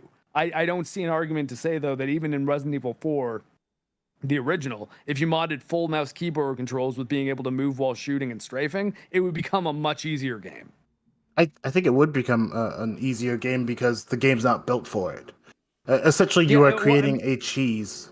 I think I know what you mean. I'm just using. So my argument there is that the tank controls in Resident Evil 4 aren't there because they're the ideal way to control it. They're there because that's the way you're supposed to be able to move Leon Kennedy in that game. You know? Yeah, I was just making the comparison because I haven't played any Metroid games. I'm familiar with Resident Evil and the remake, so I figured that would be the closest comparison I could make to simulate what you're saying, if that makes sense. Yeah, but like again, it's just like it's hard to say that tank controls are like better for any situation. Well, I don't want to say that, but like at least how you're explaining it, it just seems different. Not that one's better. Well, mouse and keyboard's pretty good. But no, in Metroid Prime on GameCube, you cannot look and move at the same time. Right. You know, you really have to be standing still to look around and like lock onto things with the lock on target in order to strafe. Whereas if you're just moving around, you can only go straight forward, straight back, and turn. You're not moving your legs with the left stick only. You're also moving the x-axis of your head. If that makes sense. Yeah, that makes sense. Yeah, so I don't know. I don't see an argument for tank controls being more effective, is what I'm saying. Not necessarily that it's not like, because you can do more stuff. Ultimately, like any controls, for example, Street Fighter 6 or even Tekken 8, both of them have those sort of scaled down control schemes where you can just kind of fire as many like special attacks as you want by just hitting single buttons. And if you know how to play those games, you will be infinitely better with standard controls than you could ever be with the assist controls, because you have more options of things you can physically do. Like there are some moves that you just cannot do with those controls because you don't have the flexibility. Like you're using the type of controls that are just, hey, I press this button and I do this thing, as opposed to having to like learn the movements on the joystick and the buttons for it, right? Yeah, it's they're limited because like otherwise they would be the better way to play. Because like, just for example, there was a tournament where a guy played like modern Chun-Li, right? He lost a lot of his moves, but the exchange for that was that he could just do like the moves he needed faster. But But like the thing is, when you hold on real quick, but like there were situations where he didn't have access to tools that he needed because he was using that control scheme for that sacrifice. Exactly. Oh, well, exactly. But I still think that at peak level, like at maximum effectiveness, you will have more. Being able to use the system, which has more flexibility and requires more skill, will be better for the people who are very, very skilled than it will to use a simplified control scheme that gives them less flexibility. Yeah, no, that was one guy at the tournament, and he knew what he was doing. He made that sacrifice to be faster, but like he could play Chun-Li like I think with like the full it's control got to scheme. be, If that it's makes got to sense. not necessarily be faster, right? It's got to be more reliable. Because People doing things. Oh, wait, hold on. Does Chun-Li have charge moves in Street Fighter 6? she does, but it was more for the one button supers. So instead of like the quarter circle punch, you just press one button. So like, say someone throws like a fireball in your face, you don't have to do the motion. You just press one button and you punish them immediately for it. So Okay. Because like remember it's tournament, so like it's like a little bit faster, but that little bit is the difference between making $10,000 and making $50,000. Yeah, no, I guess that's fair. But yeah, in conclusion, mouse keyboard controls I think are better than tank controls. They are. It's not really. But we should probably move on at this point. Metal, what even was that super chat about? Or was that a super chat, or we just launched into that thing? That was a super chat. Okay. That's what. Yeah, that was Can you reread it? I can't read. You were on topic. No, tank controls. It allows for faster muscle memory build-up, which translates to reliably doing the thing more often when you learn it. So I guess it's just you have like an easier access to the thing happening because you don't have that many options. I guess is the whole thing. Well, you definitely don't have easier access to strafing. But anyways, we can move on to the next one. Thank you for the super chat, though. Even if I argued. I'm sorry, Slumpy. I'm sorry if they bullied you. Okay, I'm sorry. I'm not. I'm gonna bully you later, fucker. Whoa! Oh my god. Ew. Let's see. We got 5 gifted memberships by Jose Gonzalez. Thank you very much. And then we got 20 gifted by J Mac. Thanks, Jose. Thank you very much as well, of course. And another 5 gifted memberships by Critically Chibi. Thank you very much. Thank you, Chibi. Very epic, very cool, very I couldn't erect. Anyway, and then we got $2 by Mr. Potato. And if y'all play Tactical Breach Wizards, no, but I think I heard that name before. I did not. I heard that name before. That does ring a bell. Let me see here real quick. That's my Steam library. I won't find it there. Tactical Breach Wizards. I feel like I've recently heard about that game. In a world Actually, I might have seen it in the demo because there's a demo out for it.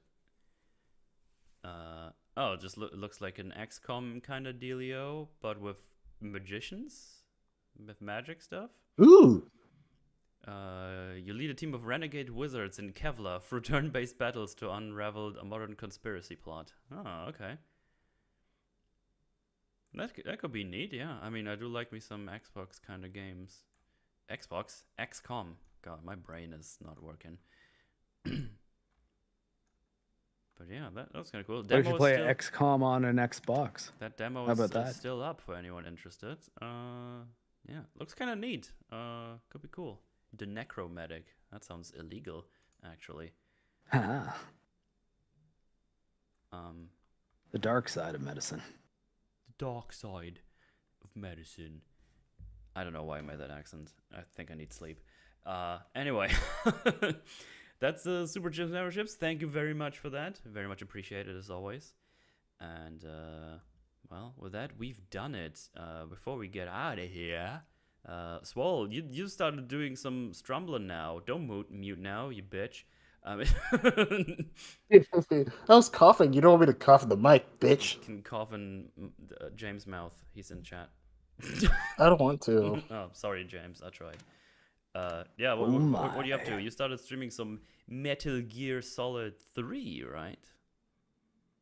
Yes. So, I guess I could stream now, so I started doing that. I am making my way through MGS3. I've never played a Metal Gear game. I've watched a lot of Revengeance, but I've never played any of them. So this is my first one that I'm playing, and it's cool. I also am still working on that video, but I've been distracted with other shit. But yeah, link is down below. Go. Come watch me suck ass at that game, because I think the first encounter, it was like that little factory, right? And I tried to stealth it. I failed every time and just kind of ended up just punching everyone, and it worked out. Well, there you go. Mark, what are you up to over the week? I'm probably going to be doing a bit of streaming later on. I think I might just keep on chipping away at Unicorn Overlord, because I think that's kind of a better game for me to stream than Elden Ring, because I can actually talk, and you show off my adorable dog that is growling. She's a sweet little puppy, this one.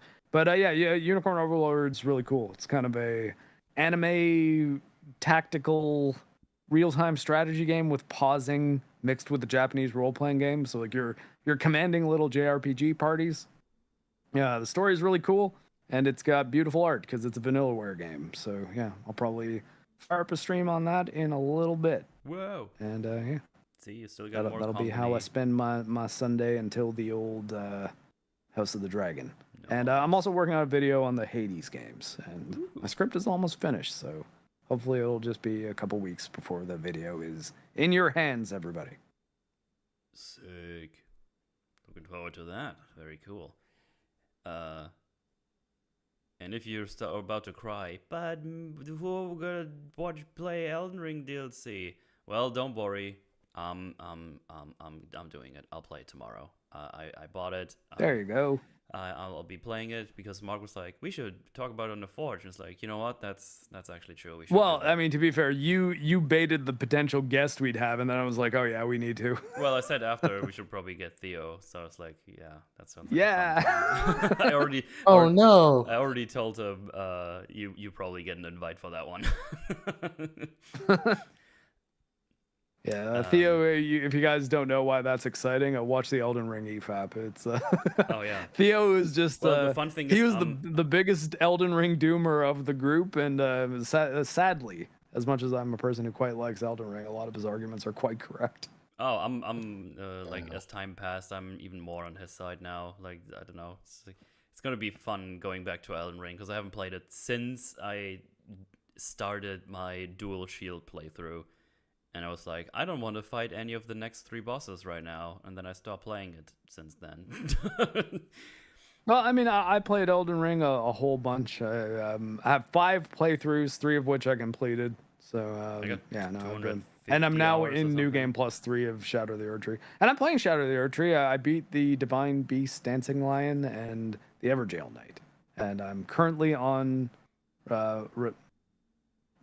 Rolan? Oh shit. Whatever. The I don't know yet. millennia lady with the 2 swords Yeah. I am. that people are posting about. I've got stuck on her, haven't beaten her, but I've also not played it since 2 days ago. I'm currently watching Theo. Well, not currently, but like over the last few days, watching Theo and a couple other guys play Elden Ring. I'm not very happy about that game. Just seeing what I'm seeing, just like, ugh. And I mean, Rolana, yeah, that is it. I'm having a pretty good time with it, but I don't know. It's tough for me to analyze and tough for me to recommend, and possibly because of the scenario in which I'm playing, where I'm on New Game Plus 2, and I have a level 250 character. So I'm very powerful, but everything's way harder, or it seems like it is. But I feel like that's also making it so that I have a tough time gauging what the difficulty and the balancing in the DLC actually is. I'll be doing a New Game Plus because I checked earlier. My first playthrough, I apparently went into New Game Plus and switched my loadout or my all my stats. So I now have like a dex build going on with lots of vigor as well. Because for people who remember me playing the first time, I did like a mage playthrough, which got really fucking powerful. And I guess for preparation for the Forge I did back then, and or the EFAB, I tried out New Game Plus, and I respect to have like the Dragon Scale Sword plus 10. The build looks pretty good, so I'm gonna be using that. But this also means I have to speedrun my way to Morg now, because I haven't been there yet. I think I'm somewhere in Lenuria. Yeah, that thing. I think there's a way to get to it early. I know. You need to do the what's this fucking name's guy, Vares or whatever is his name. You need to do like 3 invades and you get ported right at the guy. I've did that before. Yeah. I just need to check. Vare, that's the guy. Yeah. But I have mimicked here and everything, so I can speed run through real quick. That shouldn't be a problem. I'm probably gonna do a couple of bosses here after the stream as well. The 4-player chain game is out now. Oh yeah, I saw. That game's gonna be sick for y'all to play. I'm not playing that shit. Which game? Chained together. It's like an only up game, but it's 4-player and they're chained together. So if one fucks up, everybody falls down. Oh god. I need to get some people together. I already asked Az and Mauler if they want to play it. They haven't said anything yet. Conclusively. I want to bully them into it because that shit was gonna be fun. How about Elden Ring DLC, huh? We just talked about it, Fatir. You're too late. Your meme doesn't work this time, and I'm gonna play it tomorrow. And you should know that because I DM'd you earlier, Fatir. Oh, it's Fatir. You fucking piece of shit. I'm gonna beat you up and lick your tickle your toes. Damn it. Wait, what? No, what? I didn't know you were into feet. Oh, okay. Everyone, spread that everywhere. No. Metal likes feet. It was a mistake.